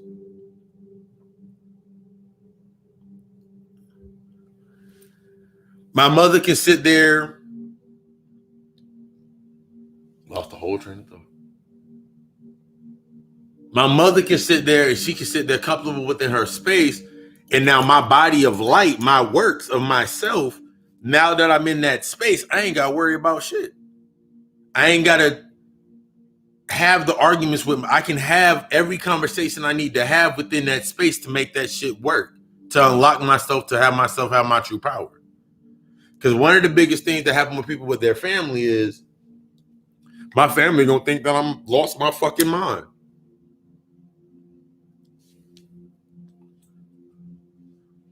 My family already thought I was fucking crazy. My mother knew the reasons why within her traumas of what she did of what could make me think this type of way. My pops knew those reasons, whether accepting him or not doesn't matter on their end. It's the fact that it's in there. It's the fact that I've done the internal work to myself to understand why they said, moved, and acted the way that they did. That's what gives me my power. I had a conversation, I remember 2 years ago, I had a conversation with my mom and my pops that were in there. They were in their kitchen. My mom wanted something for dinner. She was like, "Can you make that lasagna that you made? I can't eat nothing. I can't eat my lasagna no more." I made my mom some fucking vegan lasagna. We sitting in there. At that point in time, the only pieces that I had were my eye and my aunt. I had one of my other aunts on. I had my eye on. My pops walked into the kitchen. He was gonna walk down to the living room, walk down into the garage, smoke a cigarette. That's where he does smoke the cigarettes. It'd be too hot outside or whatever. He walked up to me and stared. He didn't even look me in my face. He looked into this eye. I could have easily said, "Yeah, that's the eye of Ra," and went down the whole expert of all the information based on what it was. That means I would have been agreeing to an argument or creating an argument or a nexus point for an argument. He looked at it. He squinted at it like this because he can't see any fucking way without his glasses. And walked down the hallway. Walked down the damn stairs.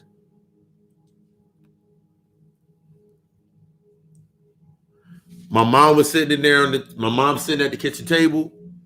We sitting there having our conversation. We laughing. My pops come in there. He having this conversation. He's saying some shit I can listen to. I'm vibing with. And then I can tell that based upon how my pops is, the conversation that he's building up to is to say something about my eye around my neck. He was about to say something about Illuminati and a bunch of other shit.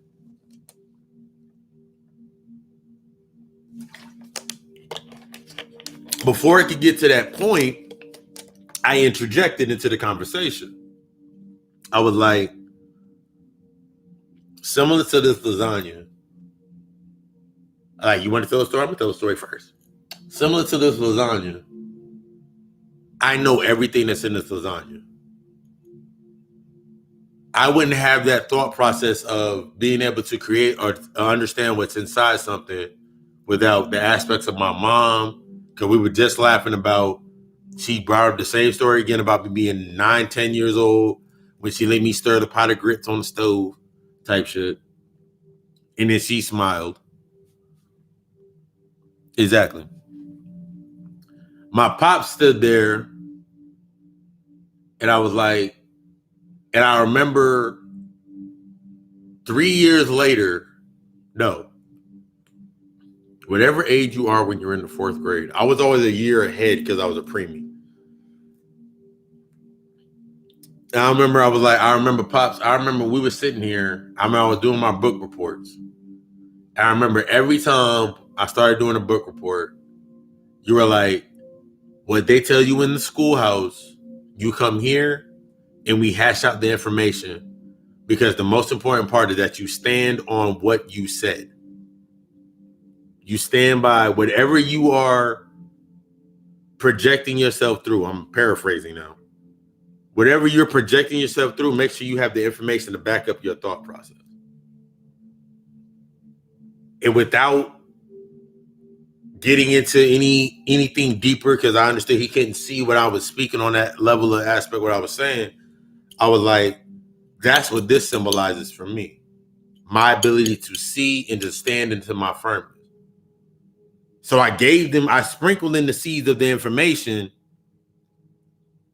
in a way that was sound for them to be able to, in order for them to go further, it would challenge them to come out of their space.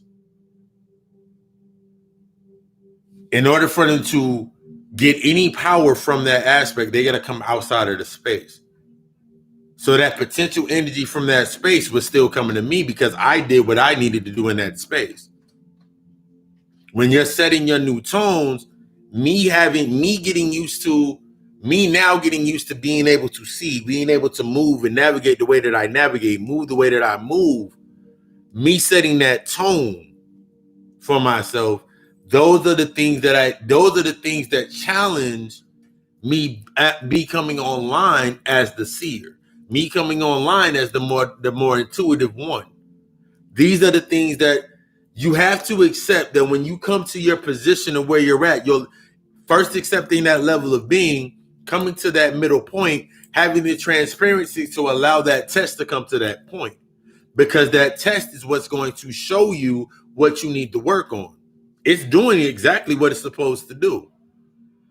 When you stuck on the intellectual aspect, like, nigga, I got intuition, so I'm good when I walk into the no. You got to accept the challenges of that space. I knew when I came out the fucking womb and I'm like, my baby pictures, I'm like this, I'm flexing. I'm literally flexing on the position that I'm in. I'm like, nigga, I'm coming in here to do some fucking work. I look at that picture and I can now see intuitively that's what the fuck I came down here to do. I chose this point to come back down. There was the reason that I came through. There's a reason that every aspect within my life was in a sense of chaos. There was a reason that my life was split, literally, and my entire life was split into 3 fucking points. There was my mother's side of the family, from examples of my mother's side of the family, my father's side of the family, my pop's side of the family. Or actually my mother's side of the family, my pop's side of the family, my father's side of the family, my father's part of the family. The one that I learned the most from was from my father's part of the family. I remember spending summers in New York with my father, or Florida or Puerto Rico, or any spaces in New York, with my father side of the family, and then taking that information and that knowledge that I got from that aspect and taking it into those other worlds. So at that point in time, even though I wasn't aware that I was doing it, I was learning how to slip between the slipstreams into the dimensions. So when it came up to a point to where, like, I read a book on quantum physics, all I'm doing basically is, first, when I'm reading it, I'm gaining confidence. And the second part, so when I go back through it, I'm reinforcing what I already knew. I'm bringing it back. The first time I'm going through, I'm gaining confidence. The second time that I'm going through, the first time I'm going through, I'm rooting myself into the information. The second time that I'm going through, I'm gaining the confidence within that information. The third time I'm going through, I'm reinforcing my power within that situation. The fourth time I'm going through, I'm using the chakras. The fourth time I'm going through, that sits on my heart. My heart becomes that portal for that information. The fifth time that I go through that motherfucker, I'm hitting that bitch with my fucking throat. Now I'm able to speak based on my reinforcement. Now I'm able to see based on that reinforcement. Now I'm able to wear my crown and bob my head within that reinforcement of standing within that space. That is the key aspect of what you're doing, instead of allowing yourself to fall into these emotional imbalances and state. There's nothing in the aspect of it being negative to fall into that emotional aspect. You may need to fall into that emotional dip. You may need to fall into that anger. You may need to fall into that sadness. You may need to fall into that state of depression. You may need, because there's something that you need to understand from that space. That space is going to make you vulnerable enough to understand that. This is the aspect of becoming truly vulnerable. When you're truly vulnerable, it's in the aspect of being open. Now you're in this aspect of being balanced, as opposed to you sitting there being hurt or imbalanced. I'm a very emotional person. They just killed another black baby. I can see what you mean by they killed another black baby. But I also have an understanding through these books that I've read. You ain't got to say that part.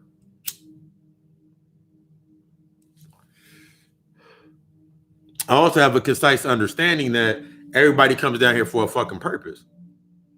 So that child that got slain in the streets, though it may have been very, very traumatic and it triggered something within you, I can pause myself and understand I can go into the understanding to myself. This is the aspect of grieving. That just came through. This is the aspect of when you're grieving.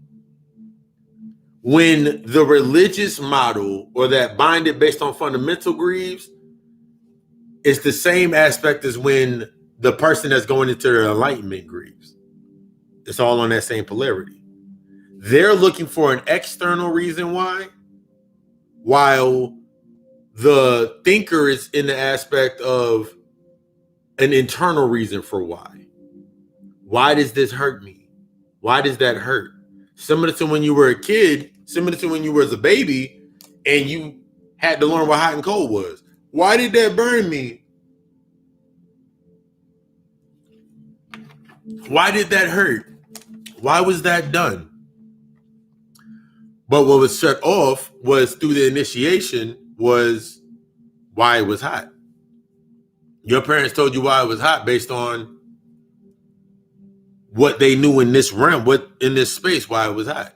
It was hot because it was, nigga, that's heat. Fire burns. So now through your entire life, you think fire burns. So anything that deals with fire that you're trying to, you want to understand serpentine energy, kundalini energy, the inner fire, your soul's fire. You listen to a Bobby Hemmett lecture and then they talk about your soul's fire. It won't impute into your mind no matter how many times you go back and look at it. Because you're going back to that memory of the aspect of when your mother taught you hot and cold. Now you stuck on that hot and cold, hot's bad, cold's good. But now you coming out of the aspect, cold's good at point in times and hot's good at point in time. You make the unconscious decision like someone can make, you making a simple decision like, I'd rather be cold than hot because when you cold, you can't, it don't matter how many clothes you put on, you just gonna get hot. But when you hot, no matter how many clothes you take off, you still can be hot. So you still pick the polarity point to stay within that the fundamental rationale and logic and reason within that space. Until you actually understand that it's hot outside, nigga, you are fire. Either you're going to learn how to adapt to the environment to use that energy, or you're going to be swallowed and used by that energy. This goes into that narrative when you're thinking about, it sounds funny when motherfuckers say white people can't deal in the sun. What is that showing you? They have not yet learned how to use that energy. That energy is not a part of them. It can be a part of them, but there's a process. So when I look at that, I remember the first time I told somebody that white people have fur. I remember the first time I told somebody that shit. And they took it in. They were like, yo, every time I'm looking at white people now, all I see is their fur after what you said. I was like, in my mind, I was like, nigga, I didn't know that you was going to believe what the fuck I just said when I said it. I didn't know it had that type of impact. Like, yeah, they got fur. Why do they have fur? Then they came at me with another question, like, why do they have fur? Well, based upon this, this, and this, here's a good book to read, gave me the information. What I was doing unconsciously without even thinking about it, this is the aspect of actually sharing knowledge. I was sharing knowledge without the aspect whether they're going to understand it or not. Because I had the understanding and that knowing within myself, either they're going to understand it or they're not going to understand it. From them not understanding it, either they're going to stray away from it, or if they understand it, they're going to be like, okay, so what about this? What does this mean? What are your thoughts on this? What are your thoughts on this?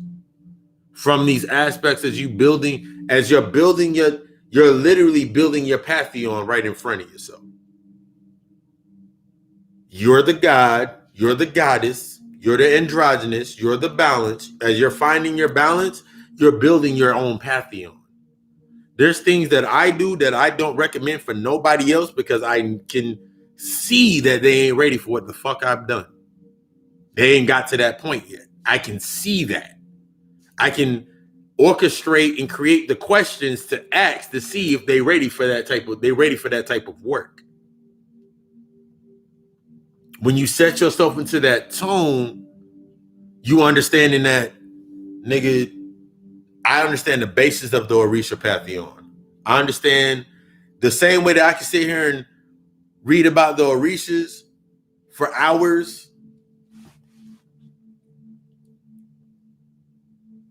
Yeah, but that's the aspect of some people being closed-minded. This is what is challenging your inner child. When I see a person that's closed-minded, I laugh. I can laugh. I can make a joke. I can do things that I did as I can create the situation to pull from the energy like I did when I was a child. That's how I deal with closed-minded people. I can make a laugh. I can make a joke. We can rank back and forth. We can shoot shots back and forth at each other. I can now take that energy within that space instead of me agreeing to that argument of them saying, but we lost, or nah, man, Jesus was always here. Whatever the fuck they gonna say, I'll literally sit there and say, nigga, I'm Jesus. I can literally be in that position or in that situation.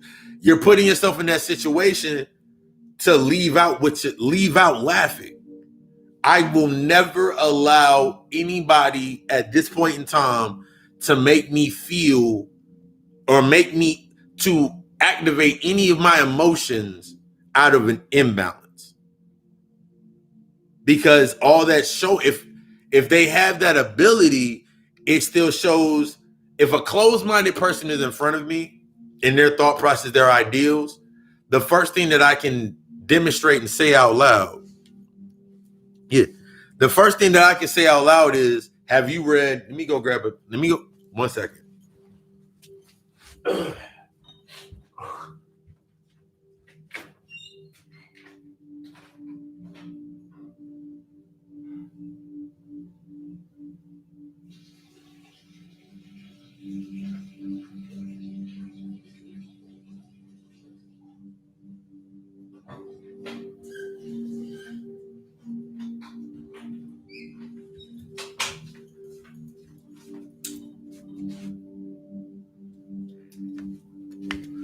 The first thing I can say is,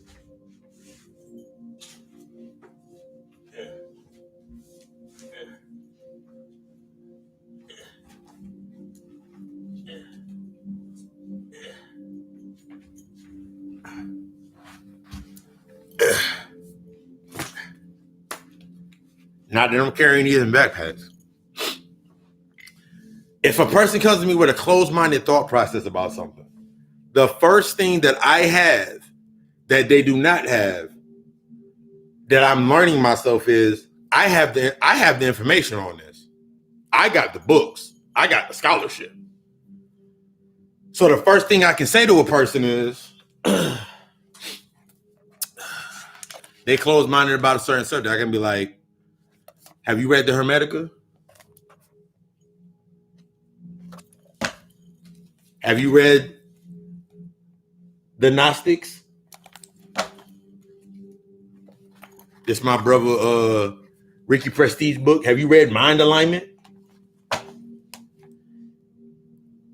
They have an aspect broken about women and talking about women and being hurt by women. I said, have you read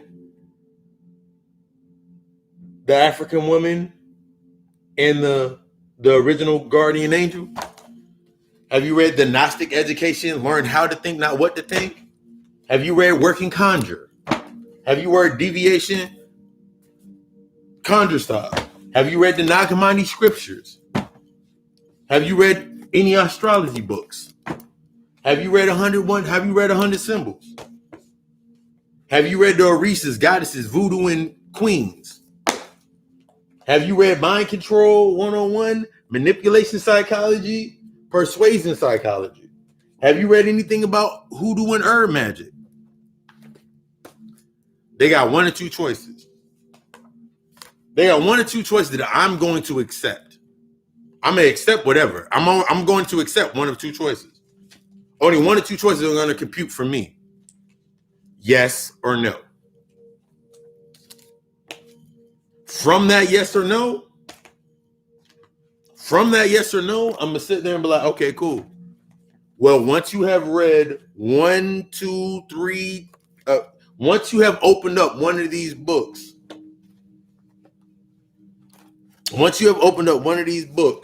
and started reading it, until you open up one of these books and started reading it, have you listened to, and then you play with them? Like, have you listened to any lectures from Ben Yosef? Have you listened to anything from Dr. John Henry Clark's? Sometimes they're gonna say yeah, and then you got to get deeper. Just keep asking your questions. This is how you keep getting. This is how you keep bringing your power back to yourself. So then you sitting there like, you listen to anything from Bobby Hemmett, Phil Valentine, Panic, Shabazz? You listen to any of them? Nah, I ain't got it in me yet. Here's a lecture I want you to watch. Satan, the Ultimate Superpower by Bobby Hemmett. Throw the lecture to him. For myself, I can give one of my lectures, or I have an abundant amount of information. Here, take this lecture. Listen to it. What you do is you shut off the argument. You shut off their ability to get the orgasm or that feeling of euphoria to shut you down. This is the aspect that the closed-minded is going to do, because you're stuck. When the closed-minded is simply at a point that you once were at a point in time. Remember, everything is a reflection of you that is outside of you. Everything is a reflection outside of you of something. So if you keep meeting closed-minded individuals, what are you closed about? If you keep meeting individuals or entities that are draining of your energy, where are you drained at? Where are you now not charging your energy at within yourself, with your confidence, your power, the things about yourself? What are you not working on? Because the only thing perfect is death, and death is that gateway that goes to knowledge. So if I can say that I'm perfect in a certain space, I have one of two choices. Once I say we have perfected ourselves in that space, it's time to shed that skin. I'm going through the aspects of when my original self to my next self to now being Papa Lucifer in my spiritual names and all of these aspects.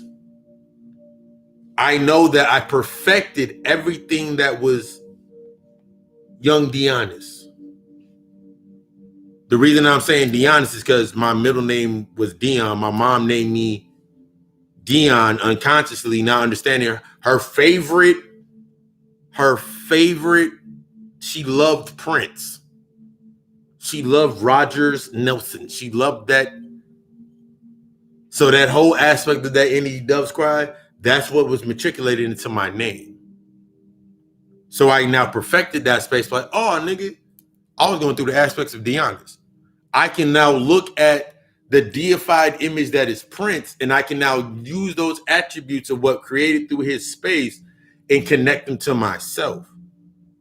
I was on crossroads about things. So then I tapped into that energy like, how the fuck did I become nigga Papa Legba, Bob Baron Somni? Why do these aspects, people always saying that, man, you always get really, really dark. You always give motherfuckers choice based on dark. Like, you always get some really, really dark choices or really dark concepts.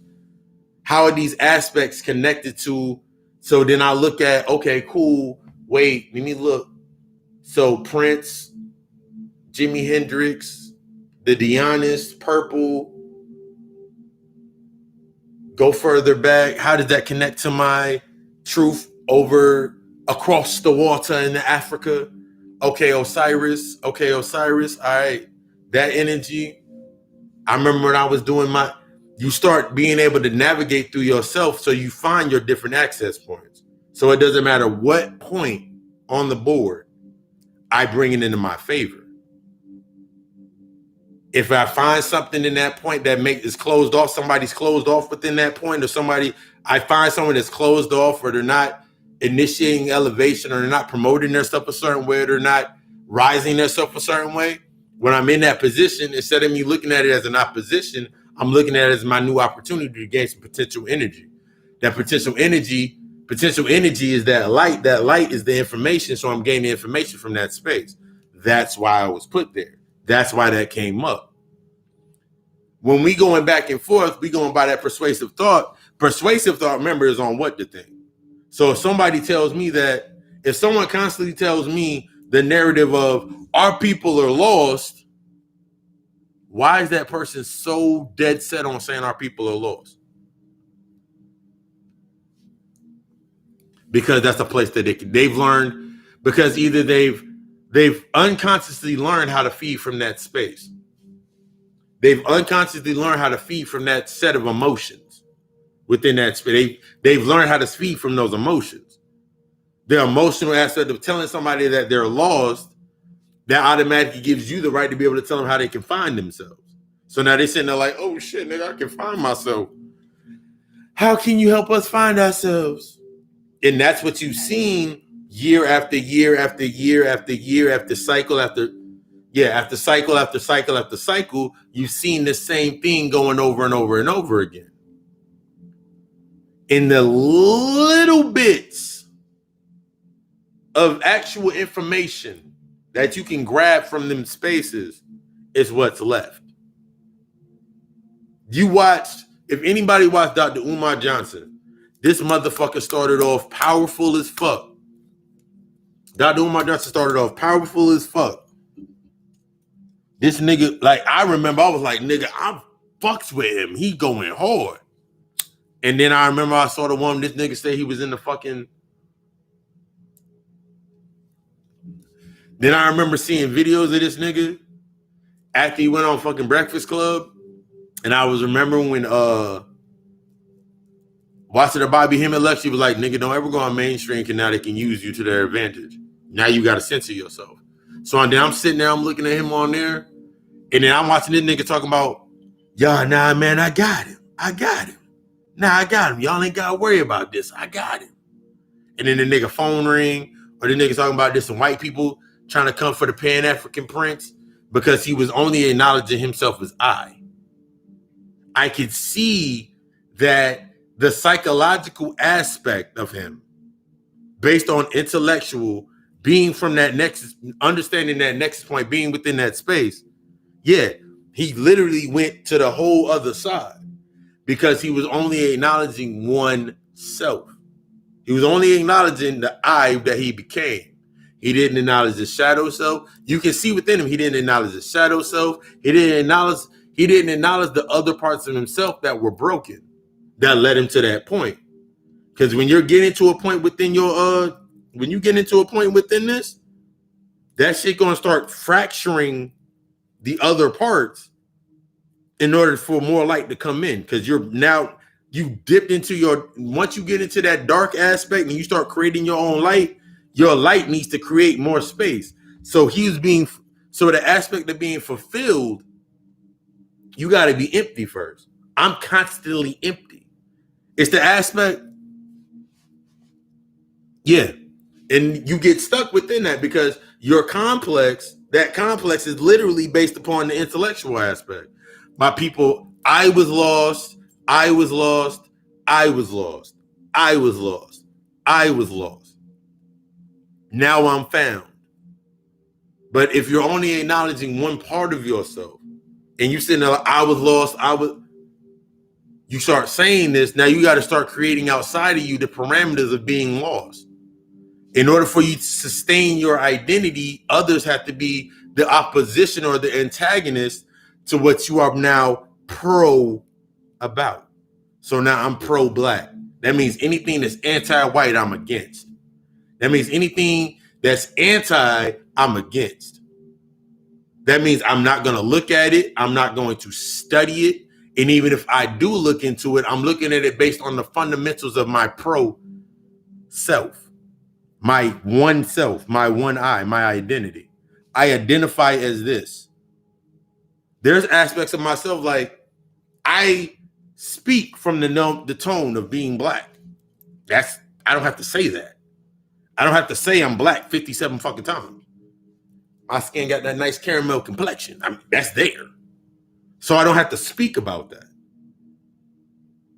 So, but now that I understand what this body is, I can now put my light through that body.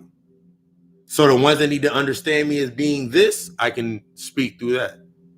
To the ones that understand this aspect, I can speak through that. I can now move through these spaces. If they get the information for whatever space that is the example. My body of light is the example for that space, for that path.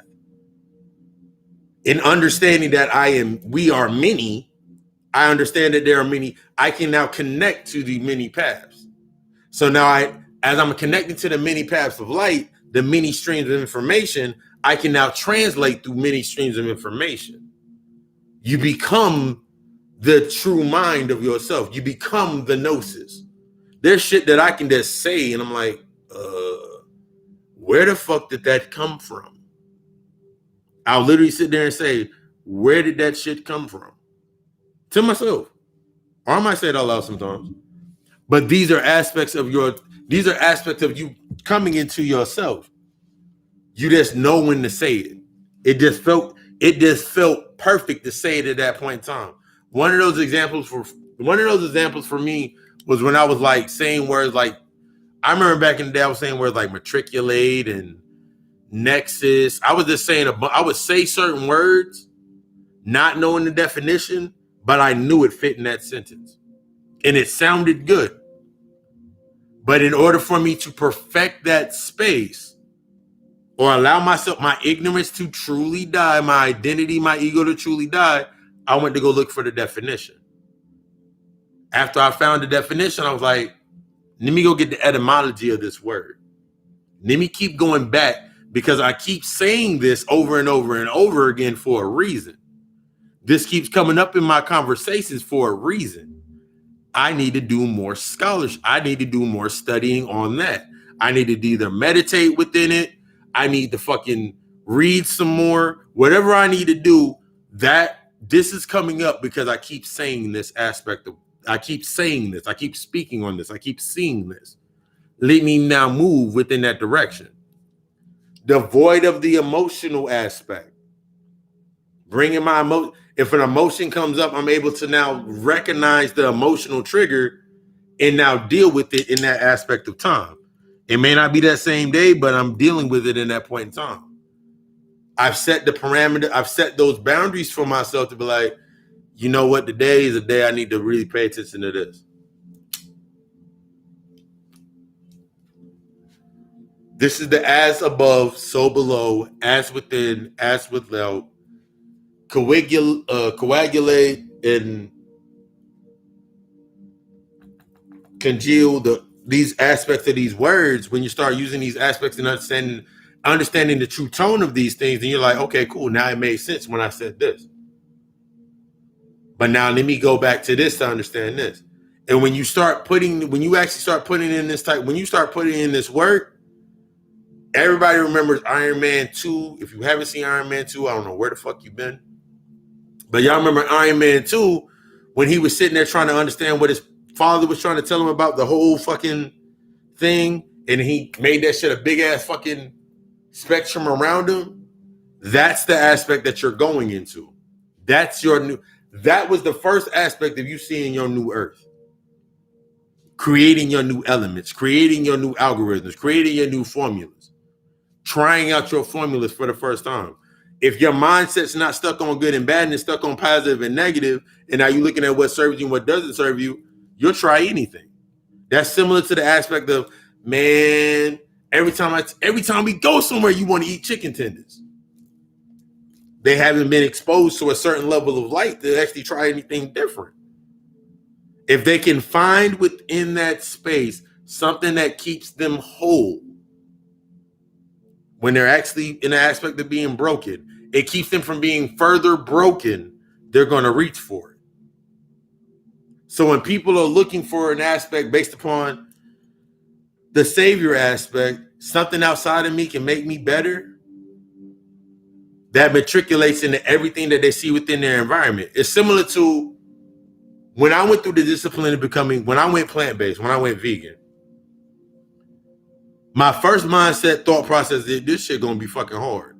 and I saw literally everything looked good. I remember going to grocery stores. I remember going to the grocery store looking for quick food to eat. And I remember walking into what did I walk into? I walked into a Walmart. I went to a Walmart joint. And I'm sitting there, I'm looking at chicken pot stickers, and they had pork pot stickers. I know they didn't have veggie pot stickers. I was like, yo, this is easy, because when I was only eating poultry and seafood, I just grabbed a box of the chicken pot stickers and go on about my day. Because that space, Walmart for me represented that space. Within that space, it didn't have the light in order for me to continue going there. It didn't serve me a purpose. It wasn't until I found Sprouts. It wasn't until then I found Sprouts. I found Apple Crate. I found other places that had more plant-based options. But before I found that option, I had to learn, like, nigga, how bad do I really want some pot stickers? Am I willing to go through the recipe process? I am willing to. Let me look up a couple recipes. I remember looking up a couple recipes. I remember down here, Sprouts opened up down here. I remember I walked into Sprouts because I was going to make veggie pot stickers. I walked into Sprouts. I ain't never been in there before. I'm walking around exploring shit. I go to the freezer section, they have veggie pot stickers. I'm like, oh shit.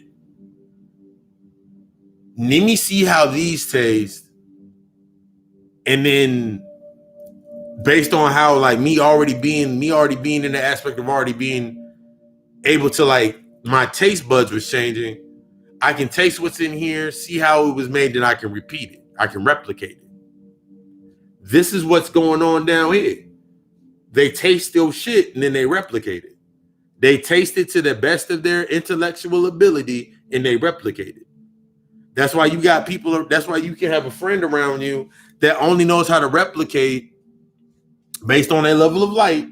They only know how to replicate the problems that you had with every man that you was ever with. The problems with every chick that you ever was with. Because they still stuck with, they were created in that nexus point of your mind. And then you projected that energy and they accepted that argument. They accepted that body of light. They subjected themselves unconsciously or consciously to that level of being. So they became what you needed at that point in time. Niggas ain't shit. Here come the chicks that they always say niggas ain't shit. These bitches ain't about money. Here come the niggas that's going to take you to the strip club. Man, I can't get no job. I can't get no money. I can't get nothing, man. Motherfucker, I feel like I'm oppressed. Here comes the evolutionary aspect of the behavior called your refracted point that's stuck on the aspects of money.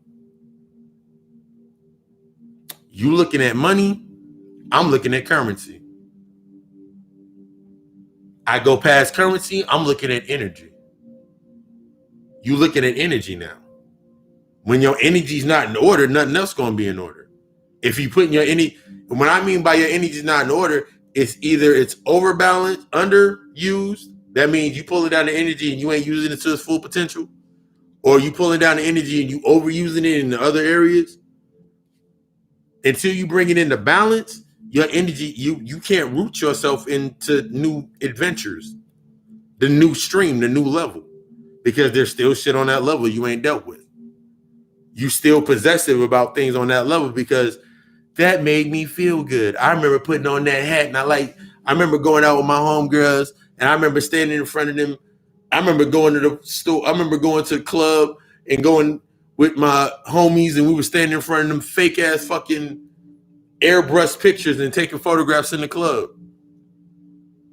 Meanwhile, y'all niggas is like in y'all did that shit back in 88 and now y'all still trying to do that shit now in y'all 60. These are still examples. You getting stuck within the persuasion of that thought, that persuasive of thought. It sound good. It sound good. It feels good based on the surface level. It feels good. It feels good to hold your fist up and then have the information of, yeah, that's Haru. Okay, cool. The hero, you got to go deeper.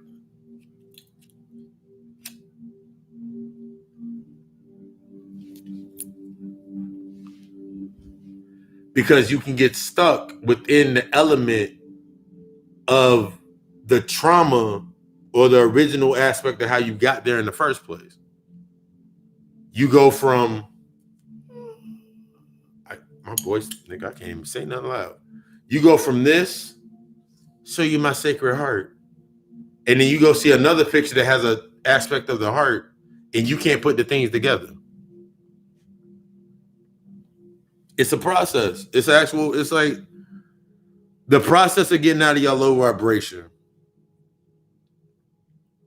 Out of that low vibrationary state, it's going to involve a level of separation that a lot of us, as strong as we feel externally about standing up, this is where the identity or our ego kick in. And the higher that you go into yourself, the more mental it becomes. It's less physical and it's more mental. Just because it's becoming more mental, that means it's creating physical conduits faster, because you're no longer in the realm of, just by accepting that you are a creator, now you've accepted that rank. Now your ego now accepts that rank. It's like, okay, cool. We creators, I bet. Let's create based on the trauma. It's giving you something to protect yourself in that humanity function, but your humanity's falling away.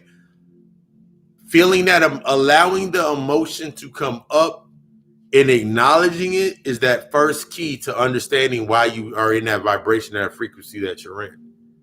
What are you ushering in? And I tell people all the time, like I tell a lot of people, I'm in the space where it's like, I'm not thinking about saving anybody. Just by me being the example of what I do, devoid of the ego, being able to speak in the way that I speak and move the way that I move, that becomes the example. Because if somebody asks me a blanketed question, so what did you do about this or what did you do about that? I don't think about it. It's not something that's on my mind, so I'm not creating a reason to stay within that space.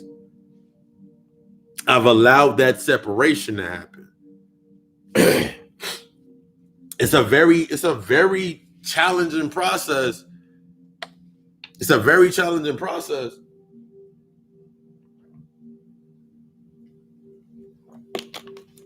Due to that factoid that you don't want to see yourself as the monster that you need to become. Because somewhere within inside of us, you still scared of the monster because you've seen a version of a monster of yourself that was blanketed behind an escape. It's like if I sat here,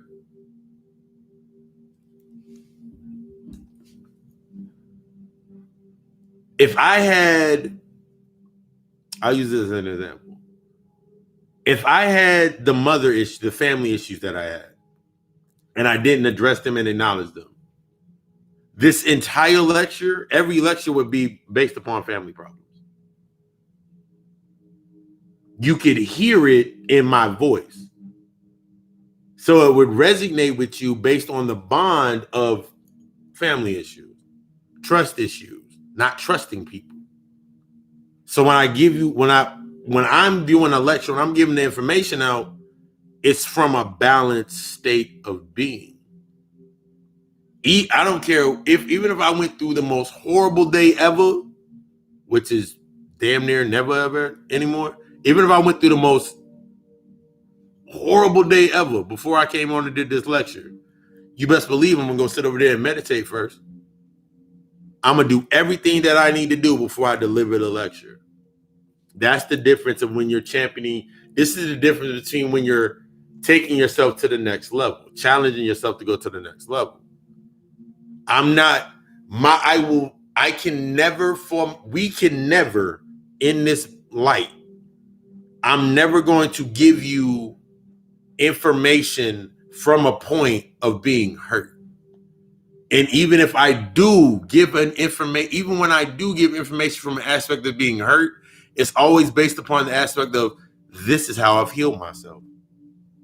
I'm never going to present myself in a position until I know that I have done everything, my due diligence, before I step into that position. I've created the solutions. I've created the cause and effects, the different polarities. I've searched it in my mind. This is the biggest thing about your discipline to yourself, of bringing yourself to the level where you need to be, becoming that example. I tell, like, the biggest thing for me is I work heavy when it comes to doing the readings, doing counseling, doing consulting, doing these aspects, making spiritual baths, making spiritual drawing rituals, doing the works that I do. So I know for myself that I have to keep myself in check. More than anything, I got to keep myself in check. How do I keep myself in check? I go back to my original disciplines. I go back to my original disciplines and look at what I learned from my original disciplines. When something comes up that's challenging my original thought process of how I was thinking at that point in time, I accept that challenge. No matter what it may be, I accept it as what it is in order to use it to go to the level that I need to go to. You set that new tone. It's very hard to, it can be a very slippery slope.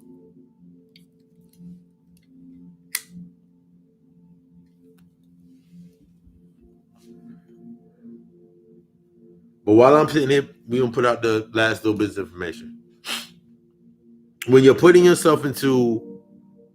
when you're in a situation and you're bringing yourself into your balance, trusting yourself, trusting the process, it's easy to accept the narrative. It's easy. It's easy to accept the narrative. There ain't no work in accepting the narrative. But the truth is, it takes more discipline to do what you want than to do what you can. It takes more discipline for me to step out on the ledge and create a shoe with Baphomet on it. Create a shirt with Baphomet on it, or create the shoes with the Trippy Shaman on it. It takes a lot more discipline for me to create things like this in this narrative of my truth than to sit there and create another shoe. There ain't nothing wrong with another shoe that got Onyx on it. I'm going to create some shoes that got some bomb at different designs. But it takes more discipline to do what I want, and standing in that and understanding that there's going to be people that are going to look at that and be like, nigga, that shit is, I don't know what that means. Doesn't that mean this? And there's going to be other people like, yo, I feel what the fuck that means. But in accepting this, that there's going to be these two sides, I accept the lesson that's going to come with it. If I accept this lesson, I gain transparency, the inner workings, the internal workings of myself that I work on. I perfect this polarity of this bar, and I can now take myself to that next level. Accepting your level of being, accepting where you're at, accepting the mistakes of what you've done. Unlocks that whole aspect. That's why I'll tell you about the PDF dirt. Accepts the aspect, what was my original mistake? My original mistake is I created some shit that I knew was not meant to be at that level. I created a space based on my knowledge, and now I have to deal with it. I have to accept my responsibility, what the fuck I did at this space.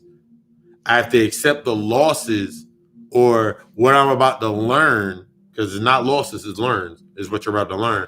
I have to accept what I have to accept what's about to be released in order for me to learn to go to the next level. I have to accept that. I am responsible for what I'm accepting in order to take me to my next level. I have to accept that motherfuckers are not going to like me. I have to accept that motherfuckers are going to, the people that used to rock with me are going to look at me like I've lost my damn mind, even more than I have. But in truth to that aspect, Once I move to that next level, what needs to be there is going to be there. Because in reality, I'm creating space for it to happen. You have to be empty to be fulfilled.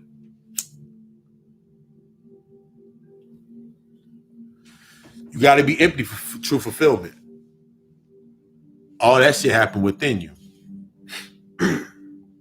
But yeah, that persuasion, it sounds persuasive, easy to fall into that old lies of the old algorithms of what sustain the level.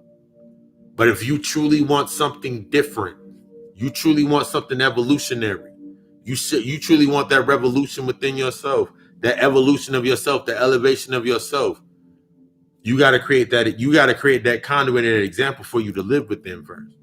Not exist, but live within. How it lives is based on what it's feeding from the root and how it's getting that energy from above. You got to feed from all. I'm at the point right now where I feed from all this shit. As soon as I saw the Chadwick thing, that was the day after, it was in alignment with my candles going fucking crazy. I was like, nigga, I'm in the right place. I ain't got to do shit. I ain't got to do shit right now. It's already working. Stepping into that position, allowing it to happen. What comes up is supposed to come up. Stop. When we look for the outcome, we negate the purpose. We negate cultivating our purposes. When you looking for the outcome, you negate looking into that into the perfecting and cultivating your purpose. The purpose, the love within that space. You start to kick yourself out of what the fuck you need to start paying attention to when it's inside of that shit. There were so many things for me before we get into that. This is the question and answer period. I'm going to spread out the last of this last aspect of a story. Question and answer period. This is the question and answer period. I remember when I first came into actually doing the God thoughts. If anybody's familiar on Facebook, I did the God thoughts. I have the For God Kings and On Goddess Queens page. I remember sitting in my space and I'd be sitting there like, okay, what's next? I remember sitting there telling my mom my God thoughts. I remember going to my mother's house early in the morning after I would get off from, it would be like on a Thursday, whatever day we had to do the truck. I would get off work, go to my mom's house, chill over at my mom's house for a little bit.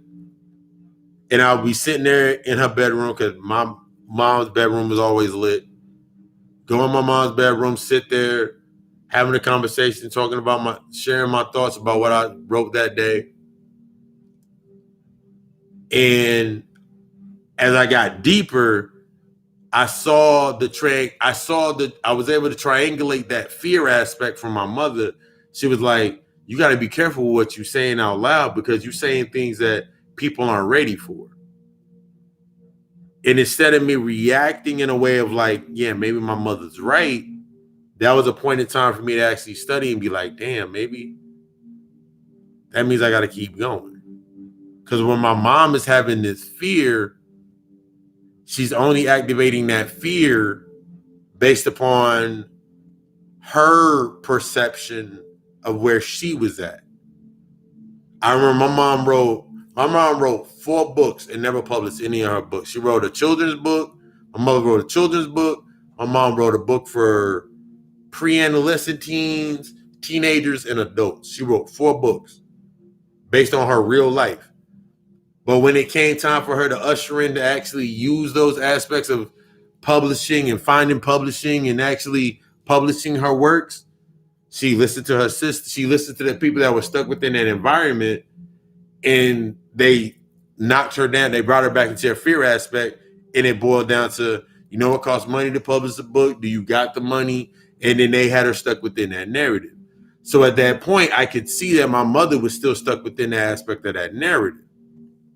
When I was having conversations with individuals, I could see that they were stuck within the aspect of the narrative. So if I wanted to truly give that evolution to myself, I had to first do it for myself. So when I have conversations, I had a conversation with my man Ricky.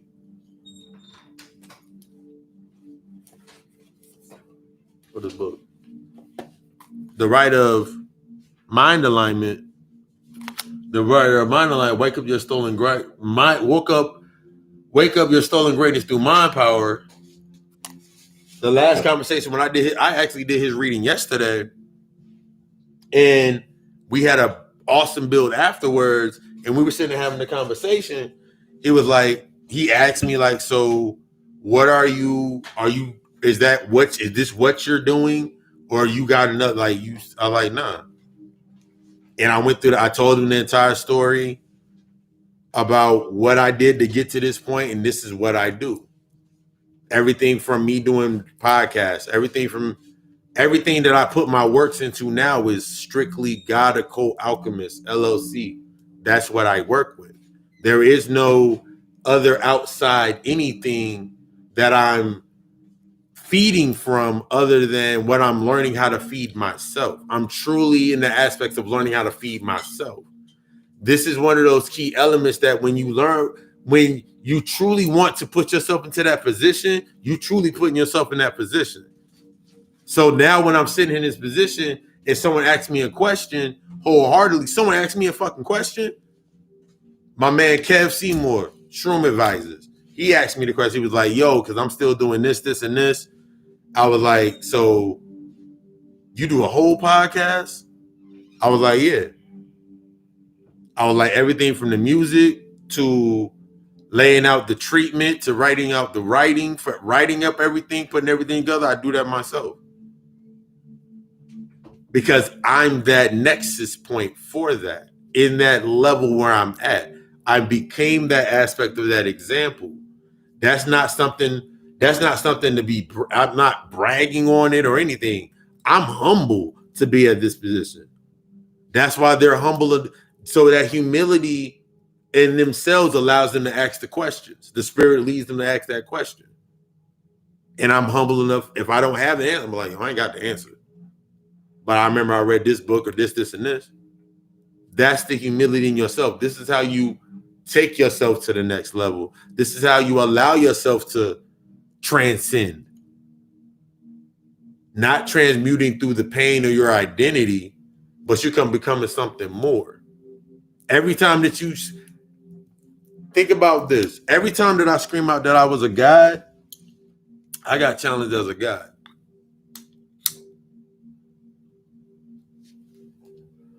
I got challenged on everything of being a god. I dealt with every misinformed thought process and idea about what a god was. And I kept finding my definition for me being a god throughout those aspects. Shift my vibration. I got everything motherfuckers challenging me about, nigga, it's hard to do this and business is hard. I challenged that and I ushered that into this, what I do now. Next Friday will be the year anniversary of me doing Friday night lectures. That means I've been doing this for a year strong. October 16th of this year will be the year anniversary, the year to date aspect of me starting doing the podcast. August 15th was the year date of me starting the God Thought blog talk. Everything that came up while I was going, everything that you probably can fathom came up in the ways of the thought process of me doing what I'm doing. But I was like, nigga, I'm already in it. I really had to accept the fact I'm already in this shit. I got to do it. I got to keep going. Because I know I knew that I didn't want the same. That moment of death, the moment of depression, that depression manifested within me of fighting between both aspects. Thank you. Fighting between both aspects of maybe I should stay doing this, or maybe I should do this, or maybe I should build this. But what if they don't do this? Because I had to go outside of the aspect of thought. I had to move outside of the thought process of the byproduct. I had to go outside of the byproduct. I had to go outside of the aspect. When you step outside of the ciphers of time, personality, your identity, things of your identity that lock you here, and you start understanding based upon alignment, and you start coming into that true rhythm of what alignment is, that gnosis, that knowing that hits that heart chakra, that portal gateway right here, that you start rocking your crown with, and you start pulling the energy down through, this changes the entire narrative of how you move. I went through the processes, but I didn't stop at a certain point to be like, I must talk from none. Nothing. The doubt and the fear, that doubt aspect was needed at that point. Like, nigga, nah, that ain't time for you to do that. Because I remember in my earlier points of time when I first was becoming woke, and I remember I would be going to work, and then I'd be like, yeah, I was stuck in that Jesus ain't real. But then I couldn't combat a motherfucker that could tell me a story about how Jesus saved their life. I couldn't combat it. I didn't get that far yet. My ego fucking died. My ego had died a bunch of times up to that point. But I was like, wait, he told me a story how it worked for him. That's what I'm supposed to be learning from. So if the motherfucker tell me Jesus ain't real, I'll be like, nigga, I'm Jesus. Aren't I the Christos energy? Therefore, I'm Jesus. Therefore, I'm very real. Therefore, that believer that believes in something's going to save them, I can feed from that energy because it's not based upon bad or good. You feeding from your own people. No, I'm not. Not directly. They're sending that energy. They're sending these thoughts. They're sending those thought forms up, that energy up anyway. They're releasing it. They're praying, they bowing, they're releasing it. I'm doing them a service by being the villain in their story. Because they need the villain for their shit to exist now. They need the villain. They need it. Give them what they need. Give them what they need at a point in time, and sprinkle the seeds within whatever you're giving while you're feeding from it. Except that because I can't be the Christos and then in the same sentence say that Christ doesn't exist. Because I'm living proof I'm the living light of this. I've learned and subjected myself to the attributes of the ideal of being the Christos energy. So their thought process of what he is, based upon what I know, that's my transparency of my middle point to be able to take myself to the next level. So I don't have to worry about, I'm not going to have the thought about, let me go argue with these motherfuckers down here about Jesus not being real and then give them these facts. And then feel good because I gave them some facts, but then I go home, change my shirt, lay down, I wake up, I'm still in the same fucking position. I'm just even more angry than I was the last time. And now I have enough. It's because our people, man. And then you build that false ass narrative.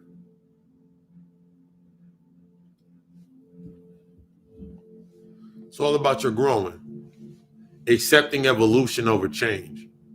Change is going to happen regardless. Period. Change is going to happen regardless. What was I about to do? I was about to say something else. Yeah.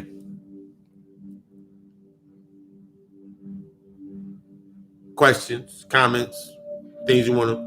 It ain't even got to be about this topic. It can be a laundry, whatever question you have. Question. If we can do readings, I'm feeling real good tonight. Y'all don't I broke this down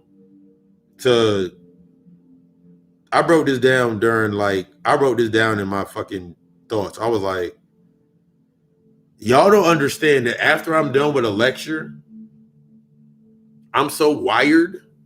I've pulled, like, so much stuff has been pulled down because out of everything that I've given out, only 6% of this was written down, like reference points. And them reference points is like on the desk sitting over there. So like they're not even in front of me anymore. So I'm so fucking wired anyway. So yeah, like questions, drop the questions. Other than that, this week's episode of the God Hour podcast was Narcissist. It's available on Spotify, Breaker, iTunes.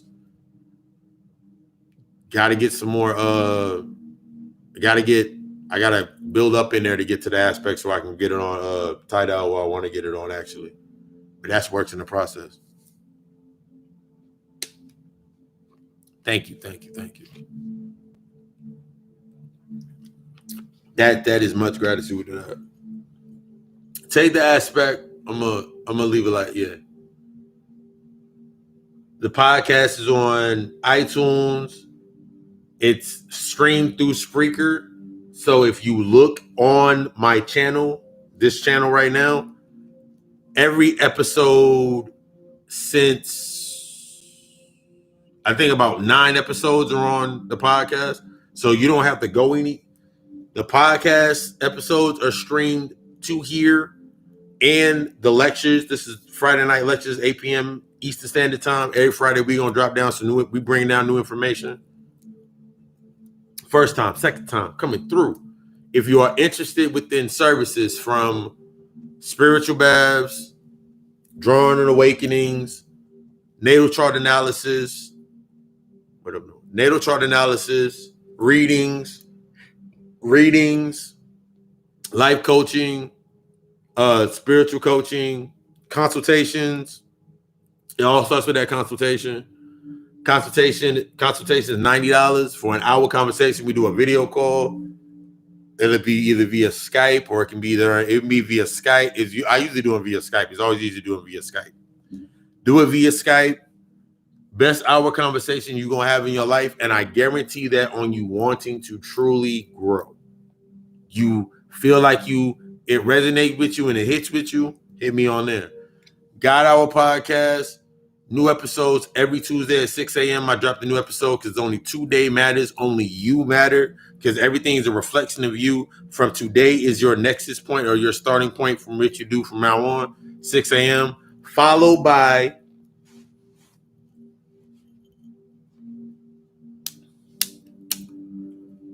what's needed to confront high levels of destructive rays that hit unexpectedly, then disappear for months to years even. How do you balance an aspect that doesn't always reveal itself?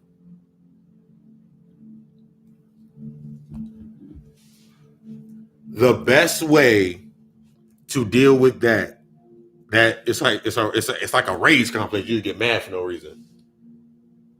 The best way to get ahead, what you're going to be seeing now is you're becoming proactive. So look at the points that when it started, like think about every time that it came up, that anger, when you was mad, when you was raging out. Take the examples, the key points of those examples are the points of when they happened.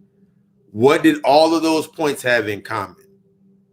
What happened after that point?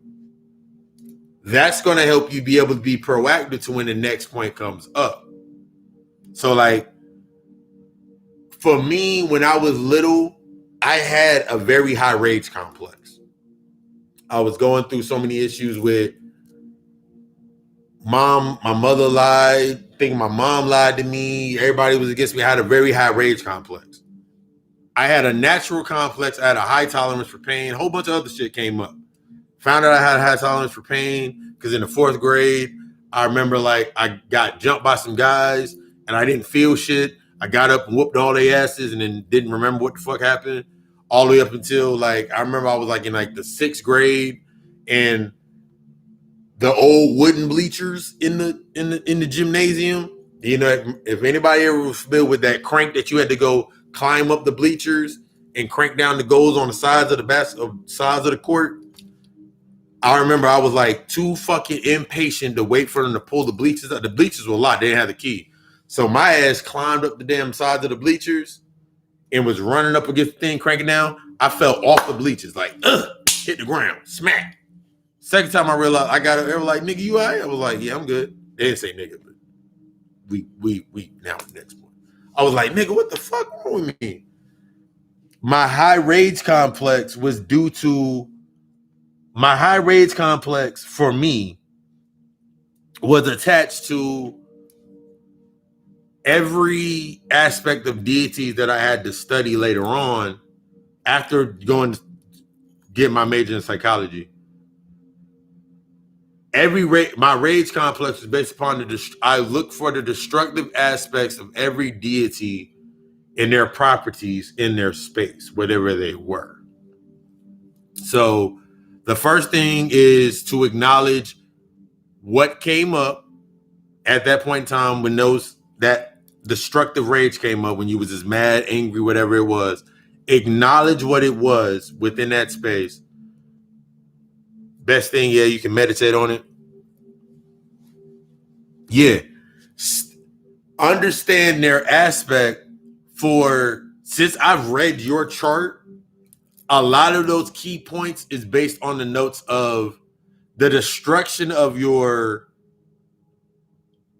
old way that made you comfortable and you coming into the way of you becoming into, like, you actually, instead of being behind the scenes or being within a space where you stuck in that nice little safety nook, your rage complex is going to be basically going into your aspects of you actually ushering and being the new creator, destroying old paradigms. Like for you, you're doing the cryptocurrency and all of these aspects, the creative aspect for art and setting these new platforms.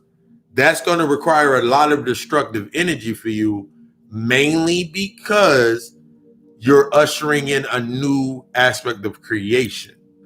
Since you're creating a new aspect of creation, it's going to require a lot of destruction to bring in that chaos so you can now create.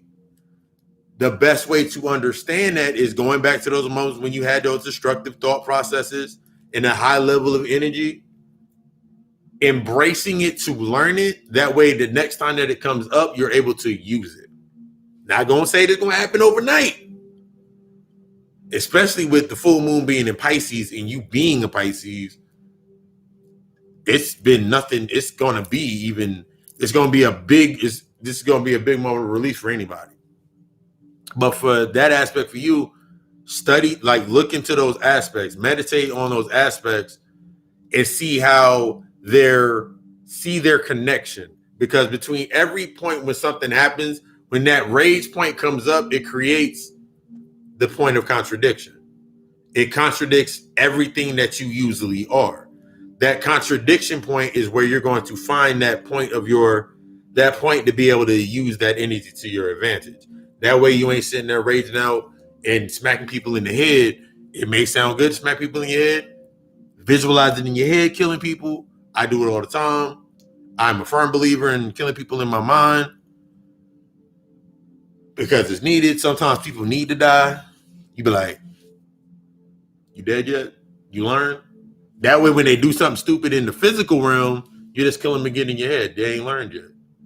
And then eventually you find that point of maybe you should start doing this. Or maybe you should stop doing that. But yeah, for you, meditate on that. Yeah, focus on looking for the common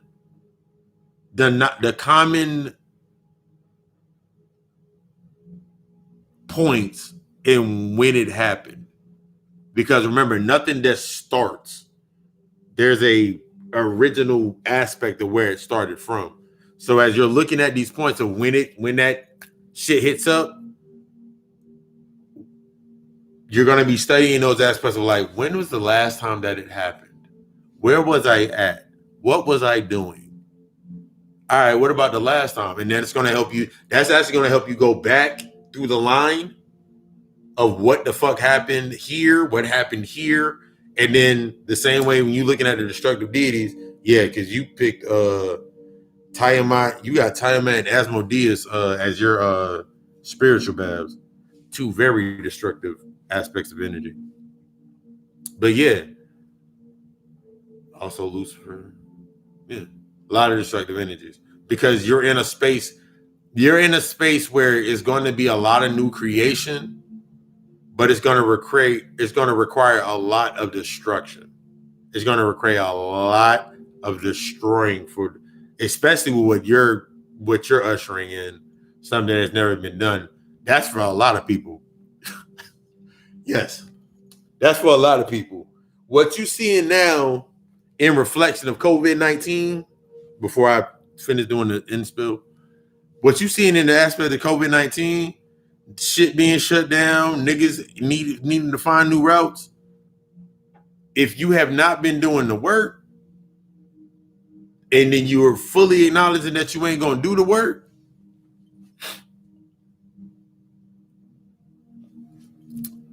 the key to meditate, one of the keys to meditation, you don't want to turn your thoughts. The thoughts that you're going to turn off are the external state of being thoughts. You're going to be turning off family. You're going to be turning off the rent due. You're going to be turning off electricity, and you're going to be turning off the bills are due. The things that you are going to allow to come in, and the anxiety is showing you. Remember, anxiety, like every other emotional trigger, it leads you to something. So channel through the anxiety. One of the things that I do when I do a guided meditation session, if we can set that up, when I do a guided meditation session, is I concentrate on letting the noise in. Not all of the external states of like people are dying and all this shit. That's the stuff that you're turning off. What you're turning on is when that anxiety peaks, you freeze. You're basically gonna freeze. We're gonna freeze frame that anxiety. You'll be like, let me freeze on this. Why am I getting anxious? Why am I feeling this way? Wait. And then you're bringing that clarity into yourself, and you're doing as you maintain your breathing, you maintain your discipline through the chaos. So you don't allow the anxiety to stop you from breathing. And then you work on the aspects of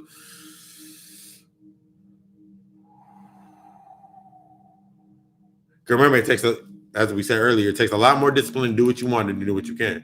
So you're gonna work through that aspect. As you start doing this, you're gonna start visualize what's gonna start coming to you.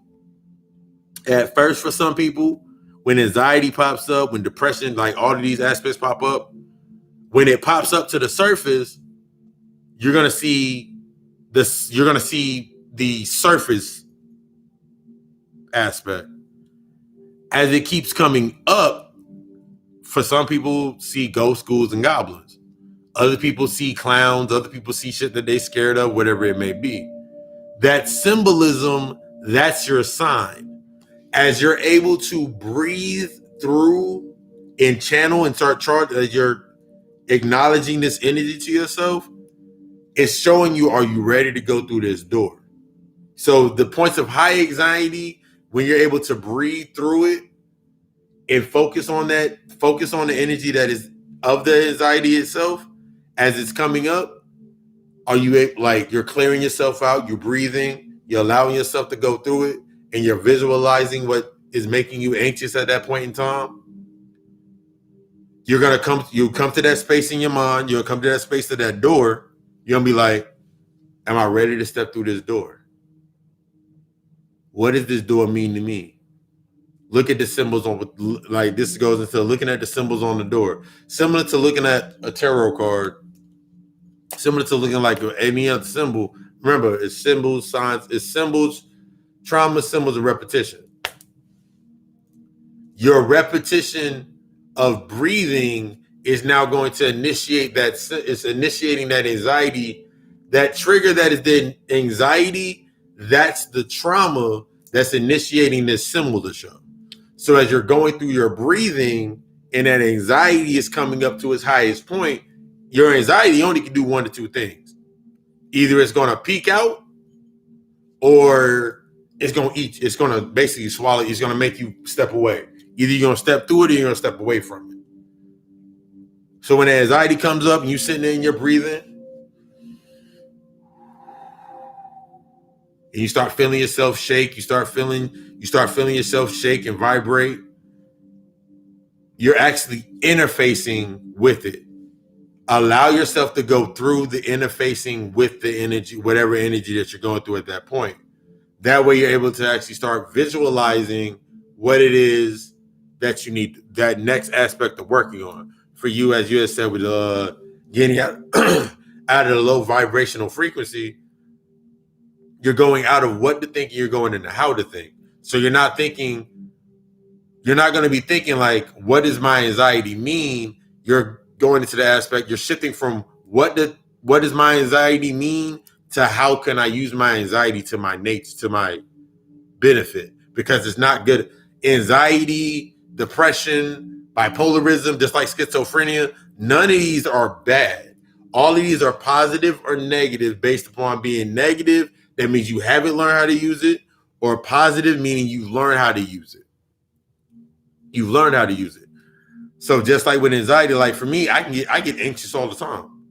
But like now I'm at the point, like, I know when I get anxious, I know it's best for me to go meditate. Anxious makes me go meditate.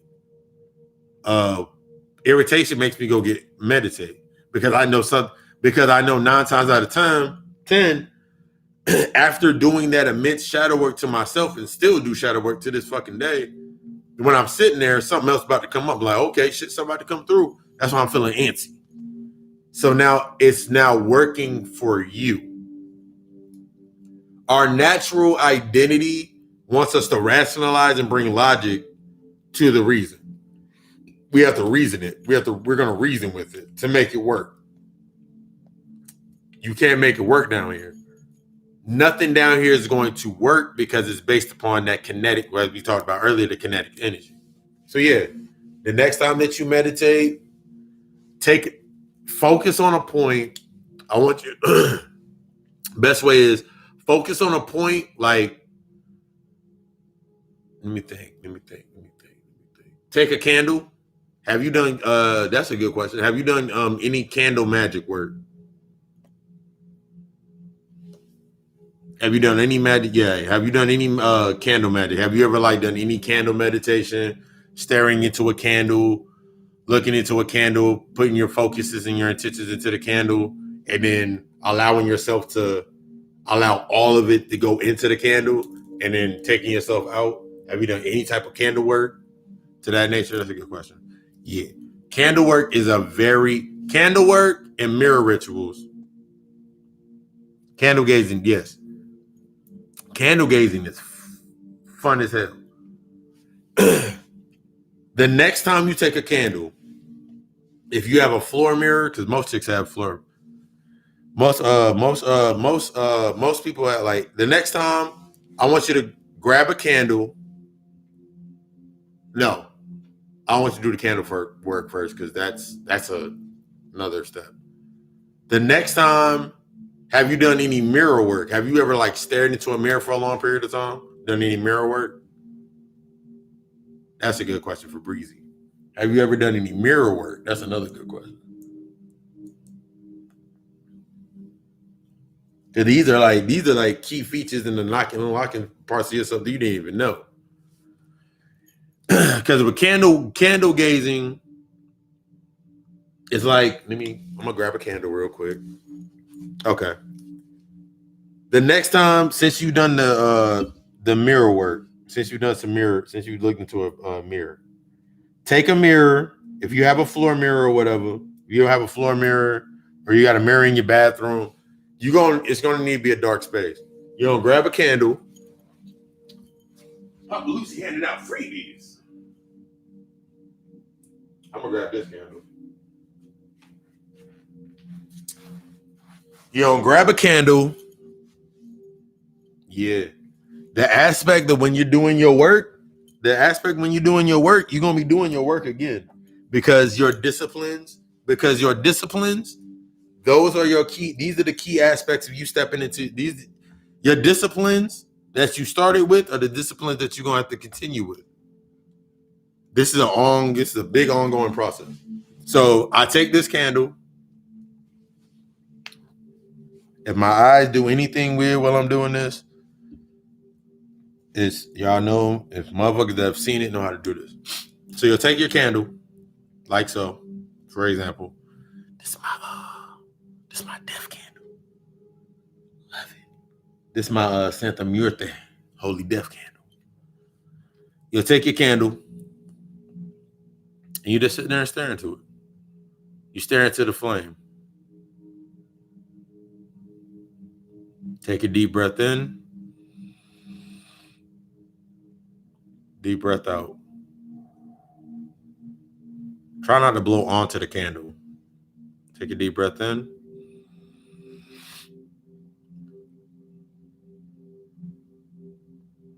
Deep breath out.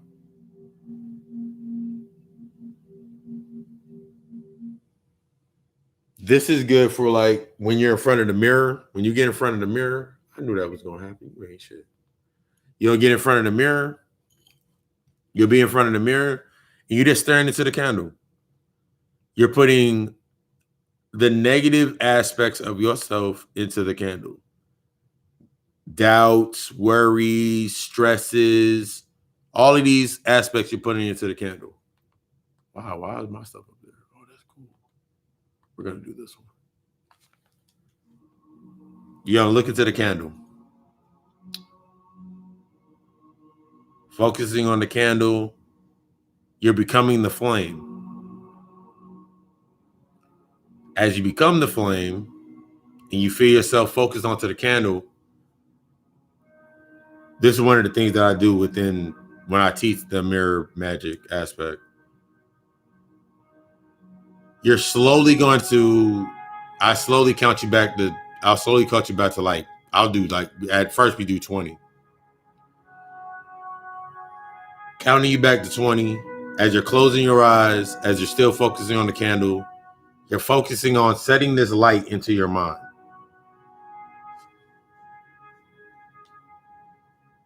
You're going to hold the image in your mind of the candle. The candle represents all of the aspects of what do I need to work on today? You're setting the tone. As you're looking up, you're going to look up into the mirror. You'll count yourself down from 10, doing your breathing. You look into the mirror.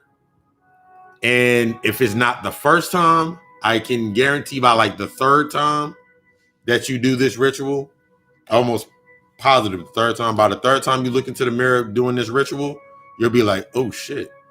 You're going to be in the space of where you're at, what you're needing to focus on. You're going to literally see yourself in that position, whatever it may be. This is you acknowledging it to yourself. You now brought acknowledgement to yourself. The reason that I tell people like this is one of the best ones to do when you're doing your candle gazing, because this also trains you to set this. Not only does it train you to bring your mind to a singular point or an intention, because this helps you be able to set your point back to this light. The light of the candle represents you. When you look into the mirror, that's a reflection of you. So you're seeing yourself as your light. So if you look into the first time you start doing this exercise and you're looking into the mirror and you like, it looks very, very dim. Where do you feel that? Why would the light feel dim? Why does your light feel dim? Then you go through that process. Then this process leads you into, well, I do feel a little self-conscious about this or whatever it may be. And then you're going to start building yourself up. Before you know, you're looking into the candle, fixing your point. And instead of you putting things into the candle that are based on what you need to work on, you're going to be putting things in the candle that you're setting your next intention to. Like, I can look into this candle now. Let's say, for example, I was like, I need to work on public speaking. Because I've done that before. I need to work on public speaking. I look at the candle. I'm looking at how the candle moves. I'm studying how the candle moves, how the flame moves back and forth.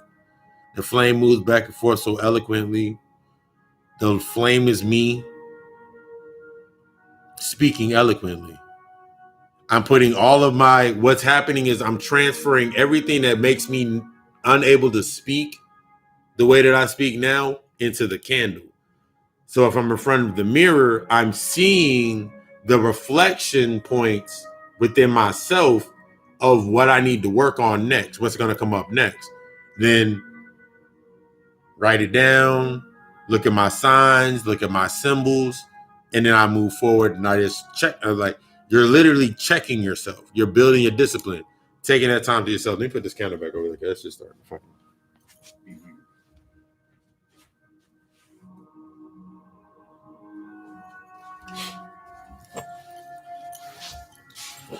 Everything that you're doing, especially with candle gazing, I'm glad I am Infinity chimed in on that. Like, candle gazing is fun.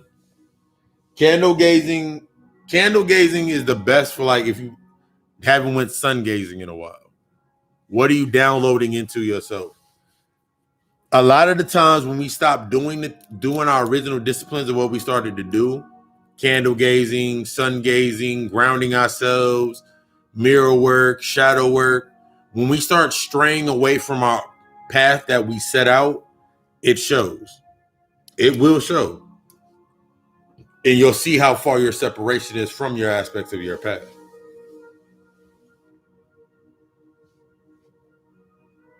Where'd my lighter go? But yeah.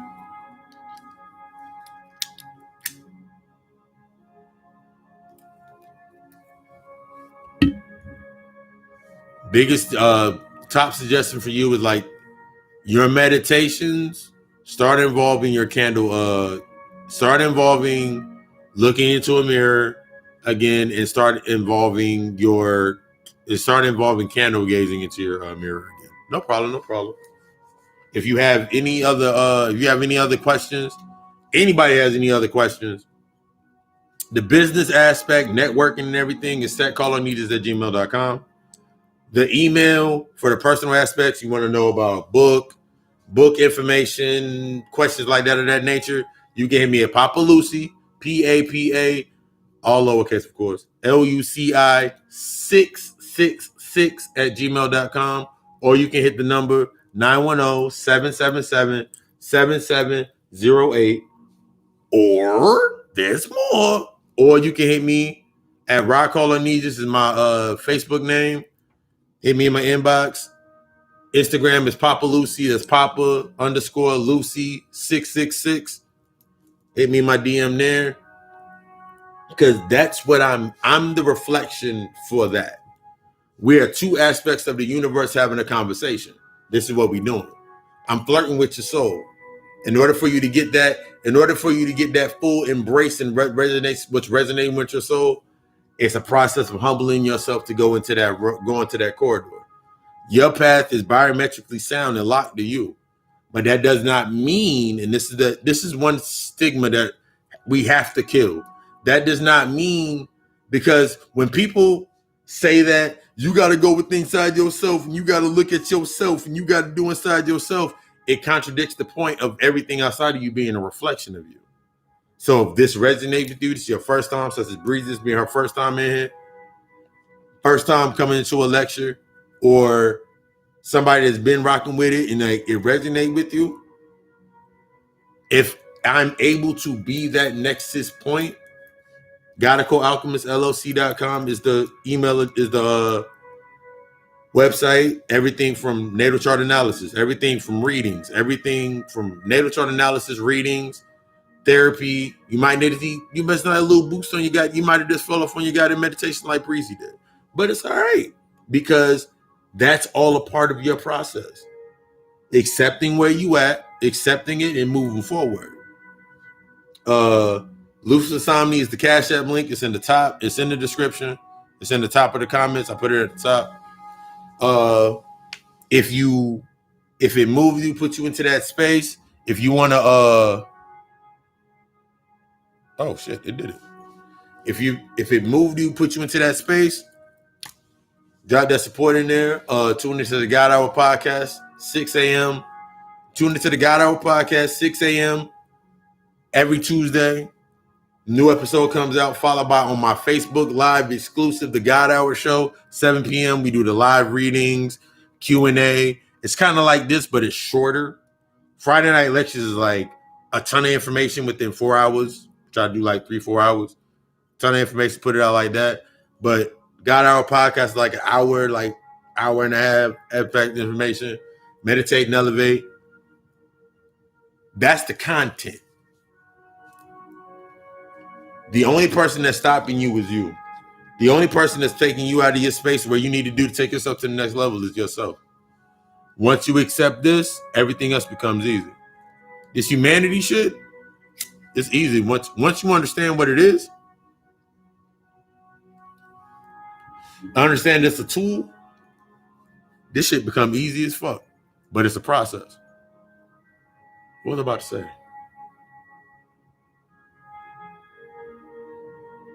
Yeah.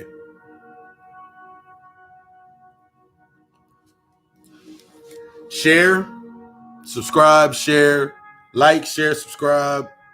Let the knowledge do what it's supposed to do. It's not about what to think anymore. What to think is an obsolete algorithm. We going on how to think. We moving into that aspect of how to think. How we gonna move. How we gonna usher in that next aspect of space for ourselves. If you're interested in a reading, inbox me. Hit the number. Once again, it's 910-777-7708. A lot of sevens. I know I picked that number from that number came to me. Papalucci666 at gmail.com. Godical Alchemist LLC for services. Occult Alchemy at myshopify.com for merchandise, such as the Trippy Shaman shoe. I had the shirt, but I ain't for work today. Or the Baphomet sneakers. We come out with loafers soon. But yeah. Wherever you at, be the best at it. If there's something that you are hating within the space where you at, learn that shit. Learn it to embrace it. Embrace it to love it. Love it to become it. All of this is about becoming. To become your greatest self, you got to go through every aspect that's down there. Not just the things, there's the aspect of picking and choosing. Nah. You got to embrace all this shit as it resonates with you. I'm Papa Lucifer. I love you. We love us. Ashe.